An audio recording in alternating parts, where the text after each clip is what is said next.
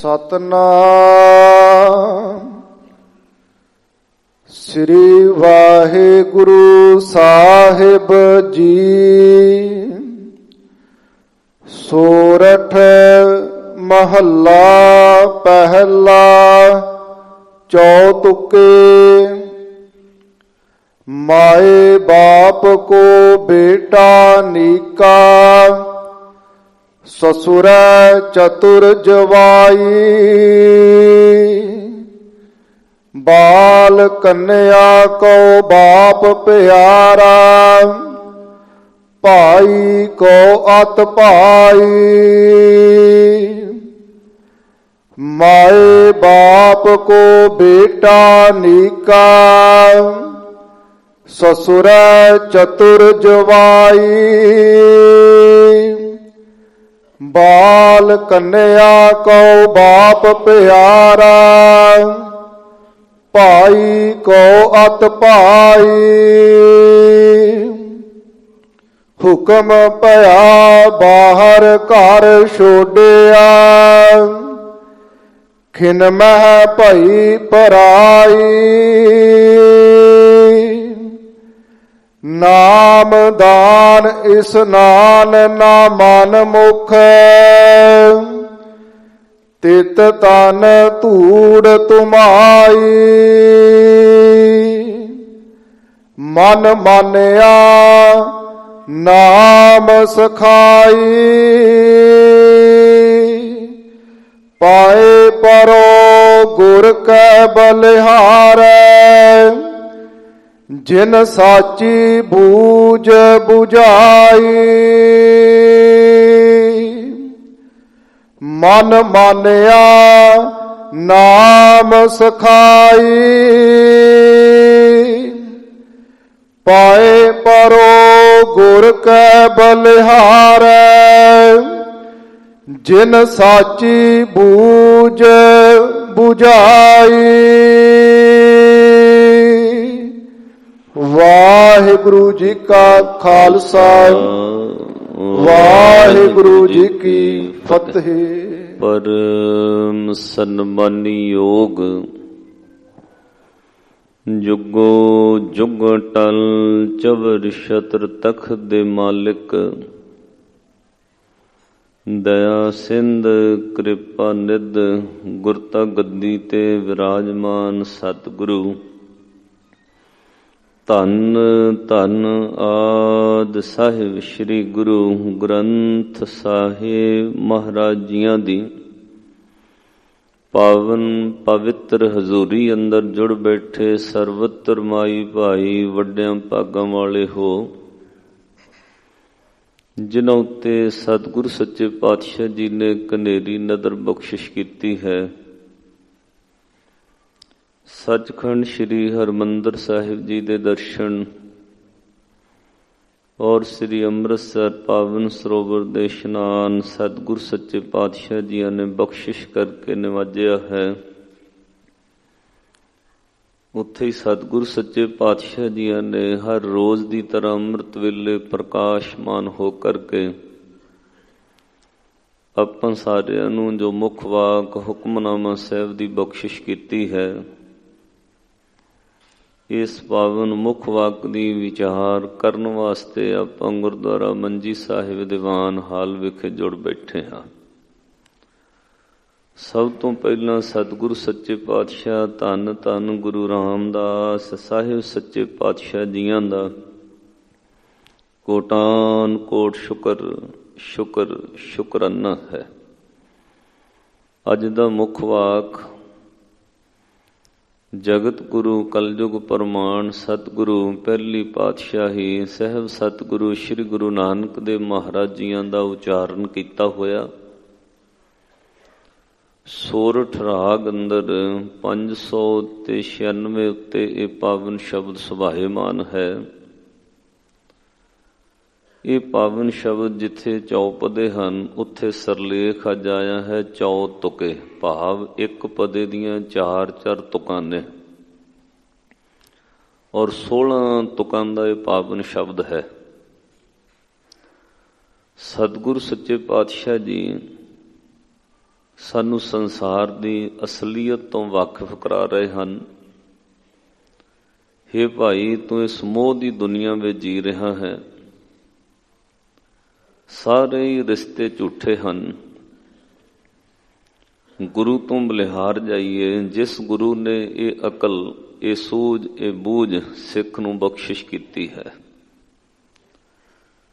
ਅੱਗੇ ਫਿਰ ਪਾਤਸ਼ਾਹ ਸੰਸਾਰ ਦੇ ਝੂਠੇ ਰਸਾਂ ਦਾ ਜ਼ਿਕਰ ਕਰਨਗੇ, ਅਖੀਰ ਉੱਤੇ ਅਰਦਾਸ ਕਰਨ ਲਈ ਕਹਿਣਗੇ, ਫਿਰ ਉਹ ਸਿੱਖ ਨਦਰ ਦਾ ਪਾਤਰ ਹੁੰਦਾ ਹੈ। ਸਾਰੇ ਹੀ ਸ਼ਬਦ ਦੀ ਵਿਚਾਰ ਵਿੱਚ ਆਪਾਂ ਜੁੜਨਾ ਹੈ। ਇੱਕ ਵਾਰ ਸਤਿਗੁਰੂ ਗੁਰੂ ਗ੍ਰੰਥ ਸਾਹਿਬ ਮਹਾਰਾਜ ਜੀਆਂ ਦੇ ਚਰਨਾਂ ਵਿੱਚ ਹਾਜ਼ਰੀ ਲਵਾਓ। ਸਤਿਗੁਰੂ ਗੁਰੂ ਨਾਨਕ ਸਾਹਿਬ ਮਹਾਰਾਜ ਜੀਆਂ ਦਾ ਪਾਵਨ ਪਵਿੱਤਰ 555ਵਾਂ ਪ੍ਰਕਾਸ਼ ਪੁਰਬ ਵੀ ਥੋੜੇ ਦਿਨਾਂ ਨੂੰ ਆ ਰਿਹਾ ਹੈ। ਪਰਸੋਂ ਉਸ ਸੰਦਰਭ ਵਿੱਚ ਸਮੁੱਚੇ ਸੰਸਾਰ ਵਿਸ਼ਵ ਦੇ ਅੰਦਰ ਗੁਰੂ ਘਰਾਂ ਦੇ ਅੰਦਰ ਸ਼੍ਰੀ ਅਖੰਡ ਜਾਪ ਆਰੰਭ ਹੋਣਗੇ। ਸੰਗਤਾਂ ਪ੍ਰਭਾਤ ਫੇਰੀਆਂ ਦੇ ਰੂਪ ਵਿੱਚ, ਨਗਰ ਕੀਰਤਨ ਦੇ ਰੂਪ ਵਿੱਚ ਗੁਰੂ ਨਾਨਕ ਸਤਿਗੁਰ ਜੀਆਂ ਦੀ ਵਡਿਆਈ ਯਸ ਗਾਇਨ ਕਰ ਰਹੀਆਂ ਹਨ। ਆਪਾਂ ਵੀ ਸਤਿਗੁਰ ਜੀ ਦੀ ਵਡਿਆਈ ਵਿੱਚ ਜੁੜਨਾ ਹੈ ਤਾਂ ਜੋ ਜੀਵਨ ਜਨਮ ਸਵਾਸ ਸਮਾਂ ਸਫਲ ਹੋ ਸਕੇ। ਇੱਕ ਵਾਰ ਮਿਲ ਕੇ ਹਾਜ਼ਰੀ ਲਵਾਓ। ਘਰਾਂ ਵਿੱਚ ਬੈਠੀਆਂ ਸੰਗਤਾਂ ਵੀ ਕਰੋ ਕਿਰਪਾਲਤਾ, ਦੋਵੇਂ ਹੱਥ ਜੋੜ ਕੇ ਆਖੋ ਜੀ, ਵਾਹਿਗੁਰੂ ਜੀ ਕਾ ਖਾਲਸਾ, ਵਾਹਿਗੁਰੂ ਜੀ ਕੀ ਫਤਿਹ। ਮਨੁੱਖੀ ਮਨ ਦੀ ਫਿਤਰਤ ਹੈ, ਆਦਤ ਹੈ ਕਿ ਜੋ ਕੁਝ ਮਨੁੱਖ ਸੁਣਦਾ ਹੈ ਤੇ ਵੇਖਦਾ ਹੈ, ਉਹਦਾ ਪ੍ਰਭਾਵ ਪੈਂਦਾ ਹੈ। ਸਭ ਤੋਂ ਵੱਧ ਦੋ ਚੀਜ਼ਾਂ ਦਾ ਆਪਣੇ ਤੇ ਪ੍ਰਭਾਵ ਪੈਂਦਾ, ਜੋ ਆਪਾਂ ਅੱਖਾਂ ਨਾਲ ਵੇਖਦੇ ਹਾਂ, ਜੋ ਕੰਨਾਂ ਨਾਲ ਸੁਣਦੇ ਹਾਂ। ਇਹਦਾ ਜ਼ਿਕਰ ਪਾਤਸ਼ਾਹ ਜੀ ਦੇ ਸ਼ਬਦ ਵਿੱਚ ਵੀ ਕਰਨਗੇ। ਗੰਧਣ ਵੈਣ ਰਤਾ ਹਿਤਕਾਰੀ। ਜੋ ਕੁਝ ਕੰਨਾਂ ਨਾਲ ਸੁਣਿਆ ਜਾਂਦਾ ਹੈ ਉਹਦਾ ਪ੍ਰਭਾਵ ਹੈ, ਜੋ ਅੱਖਾਂ ਨਾਲ ਵੇਖਦੇ ਉਹਦਾ ਪ੍ਰਭਾਵ ਹੈ। ਜਿਹੋ ਜਿਹਾ ਆਪਾਂ ਸੁਣਦੇ ਹਾਂ ਉਸੇ ਤਰ੍ਹਾਂ ਦਾ ਮਨ ਹੋ ਜਾਂਦਾ ਹੈ। ਜਿਸ ਤਰ੍ਹਾਂ ਦਾ ਇਹ ਮਨ ਸੰਸਾਰੀ ਤੌਰ ਤੇ ਅੱਖਾਂ ਨਾਲ ਵੇਖਦਾ, ਉਹ ਮੈਸੇਜ ਅੱਗੇ ਕਨਵੇ ਹੁੰਦਾ ਬੁੱਧ ਨੂੰ, ਉਸੇ ਤਰ੍ਹਾਂ ਦੀ ਬੁੱਧੀ ਮੱਤ ਜਿਹੜੀ ਹੈ ਉਹ ਬਣਨੀ ਸ਼ੁਰੂ ਹੋ ਜਾਂਦੀ। ਇਸ ਲਈ ਪਾਤਸ਼ਾਹ ਨੇ ਬਾਣੀ ਅੰਦਰ ਕਿਹਾ, ਭਾਈ ਚੰਗਾ ਸੁਣ, ਚੰਗਾ ਵੇਖ। ਔਰ ਫਿਰ ਨਾਲ ਬੋਲਣ ਵਾਲੇ ਨੂੰ ਵੀ ਕਿਹਾ, ਭਾਈ ਜੇ ਤੂੰ ਗੁਰਸਿੱਖ ਹੈ ਫਿਰ ਚੰਗਾ ਬੋਲੀ, ਜਿੱਥੇ ਜਾਏ ਵਈਏ ਭਲਾ ਕਹੀਏ, ਜ਼ੁਬਾਨ ਤੋਂ ਚੰਗੇ ਸ਼ਬਦ ਕਹਿਓ। ਝੋਲ ਅੰਮ੍ਰਿਤ ਪੀਜੈ। ਫਿਰ ਸਿੱਖ ਨੂੰ ਬਹੁਤ ਸੁਚੇਤ ਕਰ ਦਿੱਤਾ, ਗਿਆਨਵਾਨ ਬਣਾ ਦਿੱਤਾ। ਭਾਈ ਤੂੰ ਚੰਗਿਆਈ ਬੁਰਿਆਈ ਪਾਪ ਪੁੰਨ ਚੰਗੇ ਮੰਦੇ ਵਿੱਚੋਂ ਸਮਝ ਦੇ ਨਾਲ ਚੰਗੇ ਗੁਣ ਸਿੱਖਣੇ। ਤੂੰ ਚੰਗਾ ਵੇਖਣਾ ਹੈ, ਚੰਗਾ ਸੁਣਨਾ ਹੈ। ਔਰ ਤਾਈਓ ਇਹ ਪੰਕਤੀ ਆਪਾਂ ਪੜ੍ਹਦੇ ਹਾਂ, ਸ੍ਰੀ ਗੁਰੂ ਨਾਨਕ ਸਾਹਿਬ ਮਹਾਰਾਜ ਨੂੰ ਸੁਣਨ ਵਾਲੇ ਵੀ ਤੇ ਵੇਖਣ ਵਾਲੇ ਵੀ ਦੋਵੇਂ ਮੁਕਤ ਹੋ ਜਾਣਗੇ। ਗੁਰ ਨਾਨਕ ਜਿਨ ਸੁਣਿਆ ਵੇਖਿਆ ਸੇ ਫਿਰ ਗਰਭਾਸ ਨਾ ਭਰਿਆ ਰੇ। ਪਾਤਸ਼ਾਹ ਕਹਿੰਦੇ ਜਦੋਂ ਕੋਈ ਸੁਣਨ ਲੱਗ ਜਾਏ ਨਾ ਰੱਬ ਦੇ ਹੁਕਮ ਨੂੰ, ਚੰਗੀ ਵਿਚਾਰ ਨੂੰ, ਫਿਰ ਉਹਦੀ ਸੁਰਤੀ ਜਿਹੜੀ ਬਹੁਤ ਉੱਚੀ ਹੋ ਜਾਂਦੀ। ਸੁਣੇ ਸਿੱਧ ਪੀਰ ਸੁਰ ਨਾਥ, ਸੁਣੇ ਧਰਤ ਧਵਲ ਆਕਾਸ਼, ਸੁਣੇ ਦੀਪ ਲੋਹ ਪਾਤਾਲ, ਸੁਣੇ ਪੋ ਨ ਸਕੈ ਕਾਲ। ਸੁਣਨ ਨਾਲ ਹੀ ਹੋਣੇ ਨਾਨਕ ਭਗਤਾਂ ਸਦਾ ਵਿਗਾਸ, ਸੁਣੇ ਦੁਖ ਪਾਪ ਕਾ ਨਾਸ। ਸੁਣਨ ਨਾਲ ਪਾਪ ਚੜ ਵੀ ਸਕਦੇ ਨੇ, ਸੁਣਨ ਨਾਲ ਪਾਪ ਨਾਸ਼ ਵੀ ਹੋ ਸਕਦੇ ਨੇ। ਚੰਗਾ ਸੁਣਨ ਨਾਲ ਮਨ ਦੀ ਮੈਲ ਉਤਰ ਵੀ ਸਕਦੀ ਹੈ, ਮਾੜਾ ਸੁਣਨ ਨਾਲ ਮਨ ਵਿੱਚ ਬੁਰੇ ਖਿਆਲ ਵੀ ਆ ਸਕਦੇ ਨੇ। ਚੰਗਾ ਵੇਖਣ ਦੇ ਨਾਲ ਮਨ ਸ਼ੁੱਧ ਵੀ ਹੋ ਸਕਦਾ ਹੈ, ਔਰ ਉਹੀਓ ਅੱਖਾਂ ਨੇ ਮਾੜਾ ਵੇਖ ਲਿਆ ਮਨ ਮਲੀਨ ਹੋ ਜਾਂਦਾ।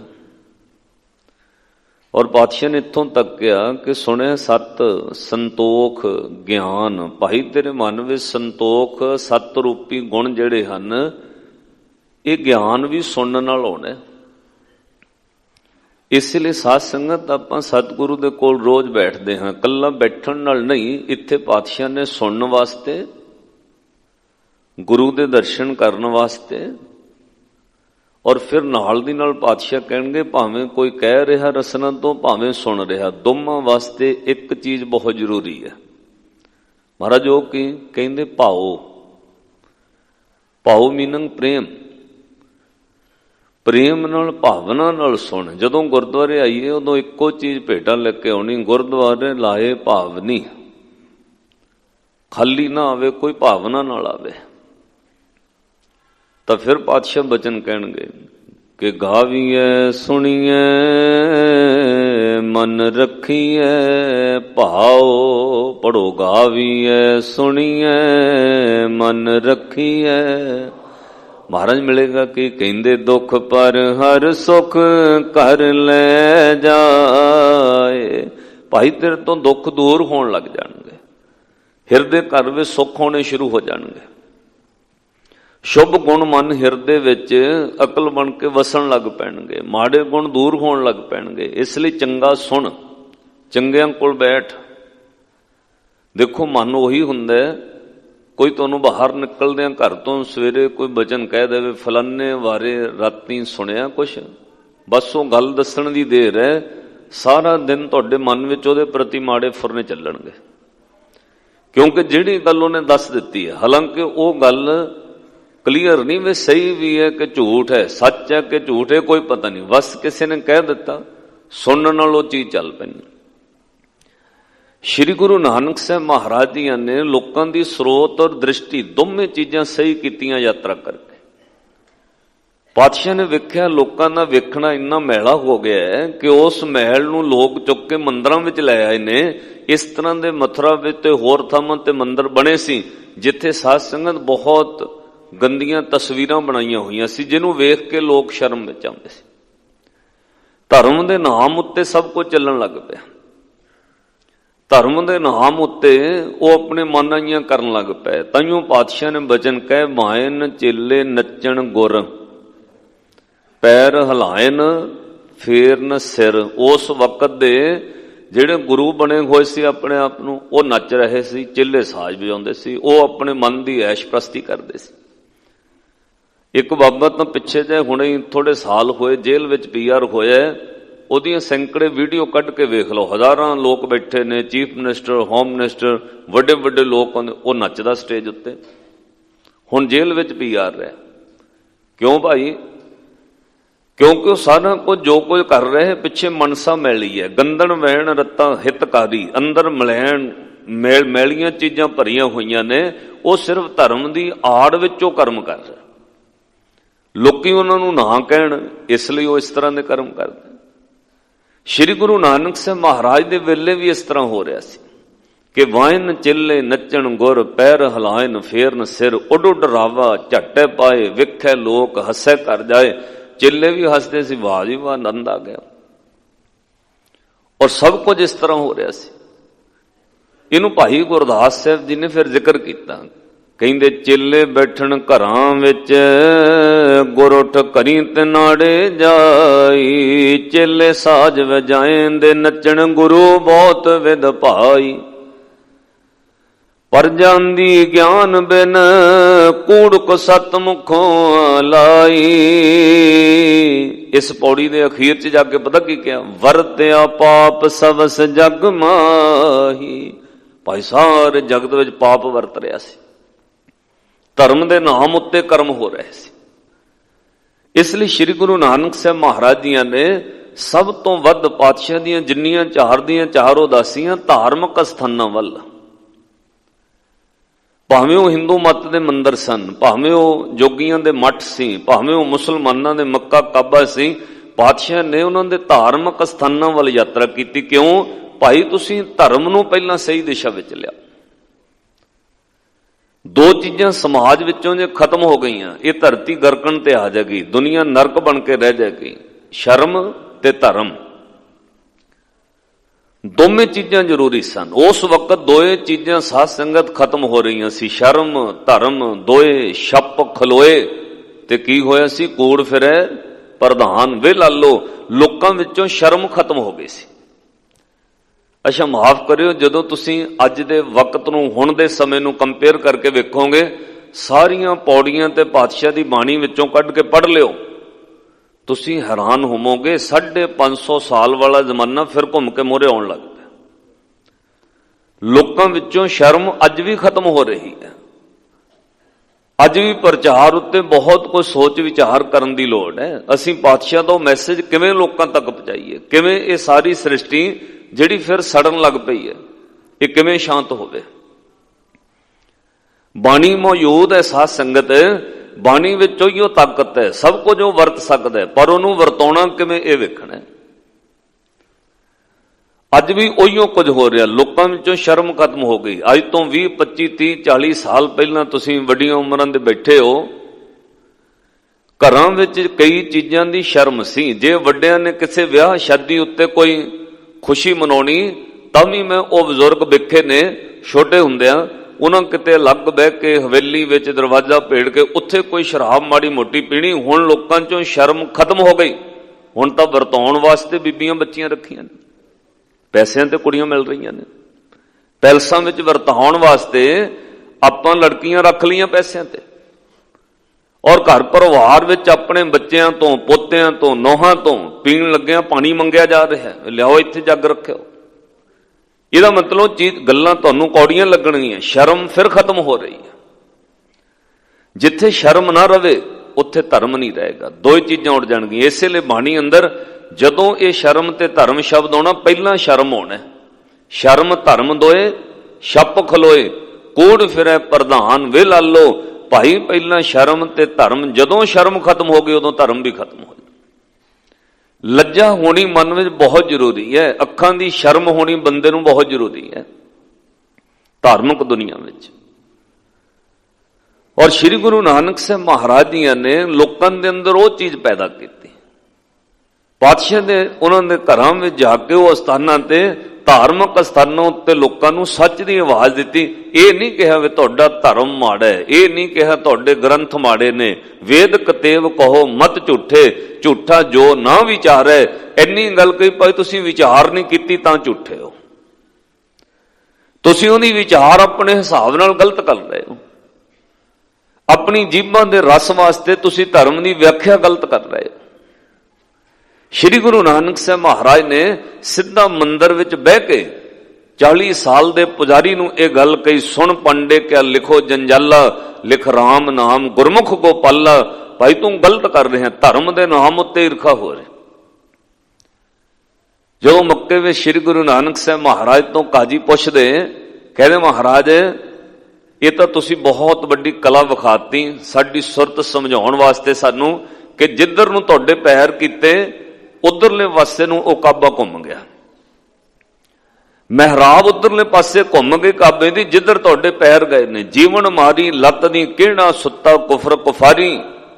ते साध संगत मैं कई बार कहना उन्हां सज्जणों, भावें उन्हें लत जरूर मारी कट्टड़पंथी विच आके, पर उस तो बाद उस काजी दे भाग किन्ने वड्डे होणगे जिन्हों मेरे गुरु नानक दे चरण छूहण दा मौका मिल गया। ਉਹ ਚਰਨ ਜਿਹਨੂੰ ਭਾਈ ਗੁਰਦਾਸ ਜੀ ਕਹਿੰਦੇ ਜਿੱਥੇ ਬਾਬਾ ਪੈਰ ਧਰੇ ਪੂਜਾ ਆਸਣ ਥਾਪਣ ਸੋਆ, ਉਹ ਕਾਜੀ ਕਿੰਨੇ ਭਾਗਾਂ ਵਾਲਾ ਹੋਏਗਾ ਜਿਹਨੂੰ ਗੁਰੂ ਨਾਨਕ ਸਾਹਿਬ ਦੇ ਸਾਖਸ਼ਾਤ ਚਰਨ ਛੂਹਣ ਦਾ ਮੌਕਾ ਮਿਲਿਆ। ਭਾਵੇਂ ਉਹਨੇ ਟੰਗੋਂ ਪਕੜ ਘਸੀਟਿਆ, ਪੈਰਾਂ ਤੋਂ ਪਕੜ ਕੇ ਖਿੱਚਣ ਲੱਗਾ, ਤੇ ਹੋਇਆ ਕਿ ਫਿਰਿਆ ਮੱਕਾ ਕਲਾ ਦਿਖਾਰੀ। ਸਾਰਾ ਮੱਕਾ ਫਿਰ ਗਿਆ, ਉਹਦੀ ਸੁਰਤ ਵੀ ਅੰਦਰੋਂ ਘੁੰਮ ਗਈ। ਜਿਹੜੀ ਚੀਜ਼ ਅੱਜ ਮਹਾਰਾਜ ਕਹਿਣਗੇ ਬੂਝ ਬੁਝਾਈ, ਉਹ ਗੁਰੂ ਨੇ ਅਕਲ ਦੇ ਦਿੱਤੀ ਉਹਨੂੰ। ਹੁਣ ਉਹੀਓ ਕਾਜੀ ਮੌਲਵੀ ਇਕੱਠੇ ਹੋ ਕੇ ਹੱਥ ਜੋੜ ਕੇ ਕਹਿੰਦੇ, ਪੁੱਛਣ ਗੱਲ ਇਮਾਨ ਦੀ, ਮਹਾਰਾਜ ਧਰਮ ਦੀ ਗੱਲ ਦੱਸ ਕੇ ਜਾਓ। ਅਸੀਂ ਰੋਜੇ ਰੱਖਦੇ ਆਂ, ਨਮਾਜ਼ ਅਦਾ ਕਰਦੇ ਆਂ, ਮਹਾਰਾਜ ਅਸੀਂ ਇੱਥੇ ਆ ਕੇ ਹੱਜ ਗੁਜ਼ਾਰ ਰਹੇ, ਮਹਾਰਾਜ ਸਾਨੂੰ ਇਮਾਨ ਦੀ ਗੱਲ ਦੱਸ ਕੇ ਜਾਓ ਕੀ ਹੈ, ਧਰਮ ਦੀ ਗੱਲ ਦੱਸੋ ਕੀ ਹੈ। ਪੁੱਛਣ ਗੱਲ ਇਮਾਨ ਦੀ, ਮਹਾਰਾਜ ਦੱਸੋ ਸਾਨੂੰ। काजी मुल्ला कट्ठे होई, फिर की पुछया, पुछण फौल किताब नो, हिंदू वड्डा के मुसलमानोई। ते जवाब की सी, बाबा आखे हाजिया शुभ मलावाजों दोनों रोई। ਅਮਲ ਤੋਂ ਬਗੈਰ ਦੋਵੇਂ ਰੋਵੋਗੇ। ਸ਼ੁਭ ਅਮਲ ਚਾਹੀਦੇ ਨੇ, ਜੇ ਤੁਸੀਂ ਧਰਮ ਤੇ ਸ਼ੁਭ ਅਮਲ ਨਾ ਕੀਤਾ ਦੋਵੇਂ ਰੋਵੋਗੇ। ਇਹ ਸਚਾਈ ਹੈ। ਜੇ ਅਮਲ ਨਾ ਕੀਤਾ ਆਪਾਂ ਵੀ ਰੋਵਾਂਗੇ। ਹਰ ਇੱਕ ਵਾਸਤੇ ਹੈ, ਇਹ ਨਹੀਂ ਕਿ ਉਦੋਂ ਉਹਨਾਂ ਵਾਸਤੇ ਉਪਦੇਸ਼ ਸੀ। ਔਰ ਸਾਧ ਸੰਗਤ ਸਾਡੇ ਵਿੱਚੋਂ ਵੀ ਅੱਜ ਅਮਲ ਘਟਦਾ ਜਾ ਰਿਹਾ ਹੈ। ਗੁਰੂ ਨਾਨਕ ਸਾਹਿਬ ਇੱਕ, ਸਾਰਿਆਂ ਦੇ ਗੁਰੂ ਸਾਡੇ ਇੱਕ, ਬਾਣੀ ਇੱਕ। ਔਰ ਸਾਧ ਸੰਗਤ ਗੁਰੂ ਗ੍ਰੰਥ ਸਾਹਿਬ ਜੀ ਦਾ ਪ੍ਰਕਾਸ਼ ਸਭ ਗੁਰਦੁਆਰਿਆਂ ਵਿੱਚ ਇੱਕ। ਜਦੋਂ ਪ੍ਰਭਾਤ ਫੇਰੀਆਂ ਨਿਕਲਦੀਆਂ, ਜੇ ਸਾਹਮਣੇ ਦੂਜੇ ਗੁਰੂ ਘਰ ਦੀ ਪ੍ਰਭਾਤ ਫੇਰੀ ਆ ਜਾਏ ਨਾ, ਦੂਜੇ ਵਾਲੇ ਦੂਜੀ ਗਲੀ 'ਚ ਵੜ ਜਾਂਦੇ, ਕਹਿੰਦੇ ਇਹਨਾਂ ਦੇ ਮੱਥੇ ਨਹੀਂ ਲੱਗਣਾ, ਇਹ ਹੋਰ ਹੈ ਵੇ। ਸਾਧ ਸੰਗਤ ਆਹ ਚੀਜ਼ਾਂ ਈਰਖਾ ਪੈਦਾ ਹੋ ਗਈਆਂ।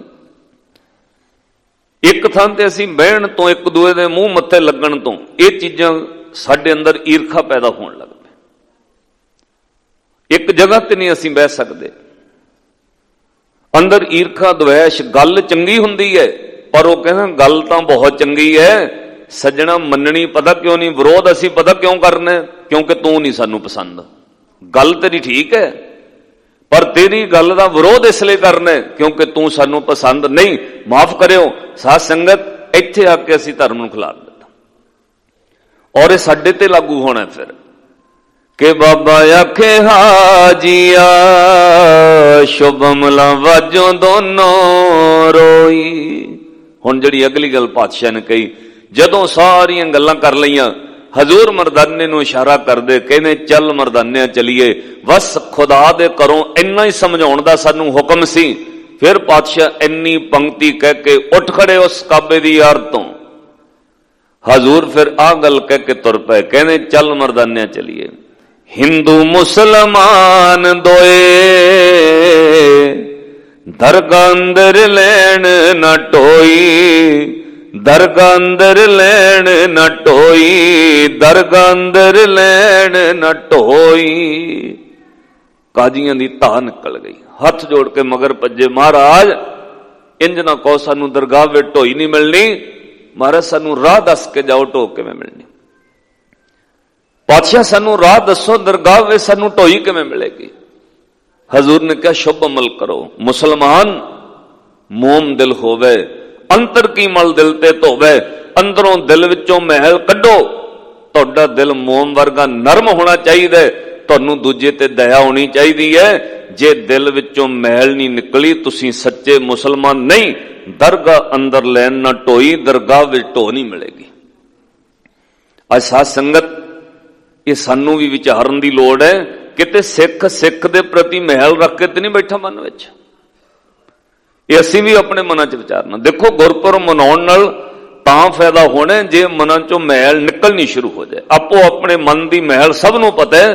ਗੁਰੂ ਅੱਗੇ ਅਰਦਾਸ ਕਰੀਏ, ਪਾਤਸ਼ਾਹ ਸਾਡੇ ਵਿੱਚੋਂ ਵਖੀਲੀ, ਈਰਖਾ, ਦਵੈਸ਼ ਕੱਢ ਦਿਓ। ਨਹੀਂ ਤਾਂ ਜੋ ਤੁਸੀਂ ਉਹਨਾਂ ਨੂੰ ਕਹੇ ਕਿ ਦਰਗਾਹ ਅੰਦਰ ਲੈਣ ਨਾ ਢੋਈ, ਉਹ ਹਾਲਾਤ ਸਾਡੇ ਵੀ ਹੋ ਸਕਦੇ ਨੇ। ਫਿਰ ਉਹਨੇ ਹੱਥ ਜੋੜ ਕੇ ਪਾਤਸ਼ਾਹ ਨੂੰ ਕਿਹਾ, ਸਤਿਗੁਰੂ ਅਸੀਂ ਵਖੀਲੀ ਛੱਡਾਂਗੇ, ਅਸੀਂ ਦਿਲ ਦਾ ਕੱਟੜਪੰਥੀ, ਮਨ ਦਾ ਕ੍ਰੋਧ, ਪੱਥਰ ਵਰਗੀ ਸਖਤ ਆਦਤਾਂ ਇਹ ਛੱਡ ਦਾਂਗੇ। ਮਹਾਰਾਜ ਜੋ ਲਿਖਿਆ ਅਸੀਂ ਅਮਲ ਕਰਾਂਗੇ। ਇੱਕ ਕਿਰਪਾ ਕਰੋ, ਜਾਂਦਿਆਂ ਜਾਂਦਿਆਂ ਪੈਰਾਂ ਦਾ ਜੋੜਾ ਦੇ ਜਾਓ, ਖੜਾਮ ਦੇ ਜਾਓ। ਪਾਤਸ਼ਾਹ ਨੇ ਪੁੱਛਿਆ, ਤੁਸੀਂ ਖੜਾਮ ਕੀ ਕਰੋਗੇ? ਤੁਸੀਂ ਤਾਂ ਇੱਕ ਅੱਲਾਹ ਤਾਲਾ ਦੇ ਪੁਜਾਰੀ ਹੋ, ਕਿਸੇ ਸ਼ੈ ਦੀ ਤੁਸੀਂ ਪੂਜਾ ਨਹੀਂ ਕਰਦੇ। ਇਸ ਖੜਾਮ ਨੂੰ, ਪੈਰਾਂ ਦੇ ਜੋੜਿਆਂ ਨੂੰ ਕੀ ਕਰਨਾ? ਚਰਨੀ ਟੈਕ ਕੇ ਉਹ ਕਾਜੀ ਹੱਥ ਜੋੜ ਕੇ ਮੌਲਵੀ ਕਹਿੰਦੇ ਨੇ, ਪਾਤਸ਼ਾਹ ਤੁਸੀਂ ਅੱਜ ਮੱਕੇ ਵਿੱਚ ਚਰਨ ਪਾਏ ਨੇ, ਮਹਾਰਾਜ ਅਸੀਂ ਤੁਹਾਡੇ ਦਰਸ਼ਨ ਕੀਤੇ। ਗੁਰ ਨਾਨਕ ਜਨ ਸੁਣਿਆ ਪਿੱਖਿਆ, ਅਸੀਂ ਸੁਣਿਆ ਵੀ ਹੈ ਤੁਹਾਨੂੰ, ਅਸੀਂ ਪਿੱਖਿਆ ਵੀ ਹੈ।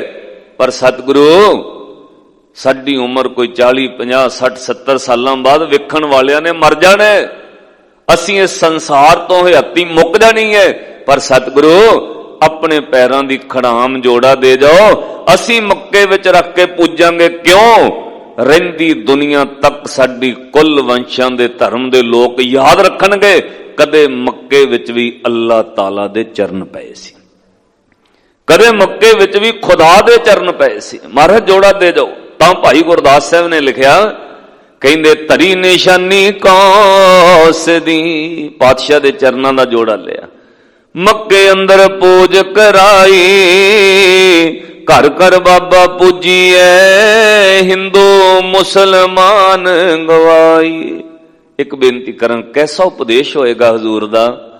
मुसलमान मक्के विच पूजते ने, हिंदू मंदिरां विच पूजते ने, जोगी मठां विच पूजते ने। हजूर दी टेक्निक कैसी होएगी उपदेश दी, किस तरीके नाल पातशाह प्रेम नाल समझाउंदे होणगे कि जिथे जांदे ने घर घर बाबा पूजीए। गुरु नानक साहब महाराज की पूजा हो रही है, पातशाह का हुक्म सुन के मन्निया जा रहा है। किस तरह की टेक्निक होएगी हजूर की समझाउण दी। अज माफ करियो, असीं दूजियां नूं तां की समझाउणा, साडे अपने नहीं साडे तो समझदे। अपने अज वंडियां पईयां ने, असीं टैग ला लेने प्रचारकां दे विच, जे ये इस तरीके नाल बोलदे नूं सुनना, जे इस तरीके नाल बोलदे नूं नहीं सुनना। साडा है ही नहीं है।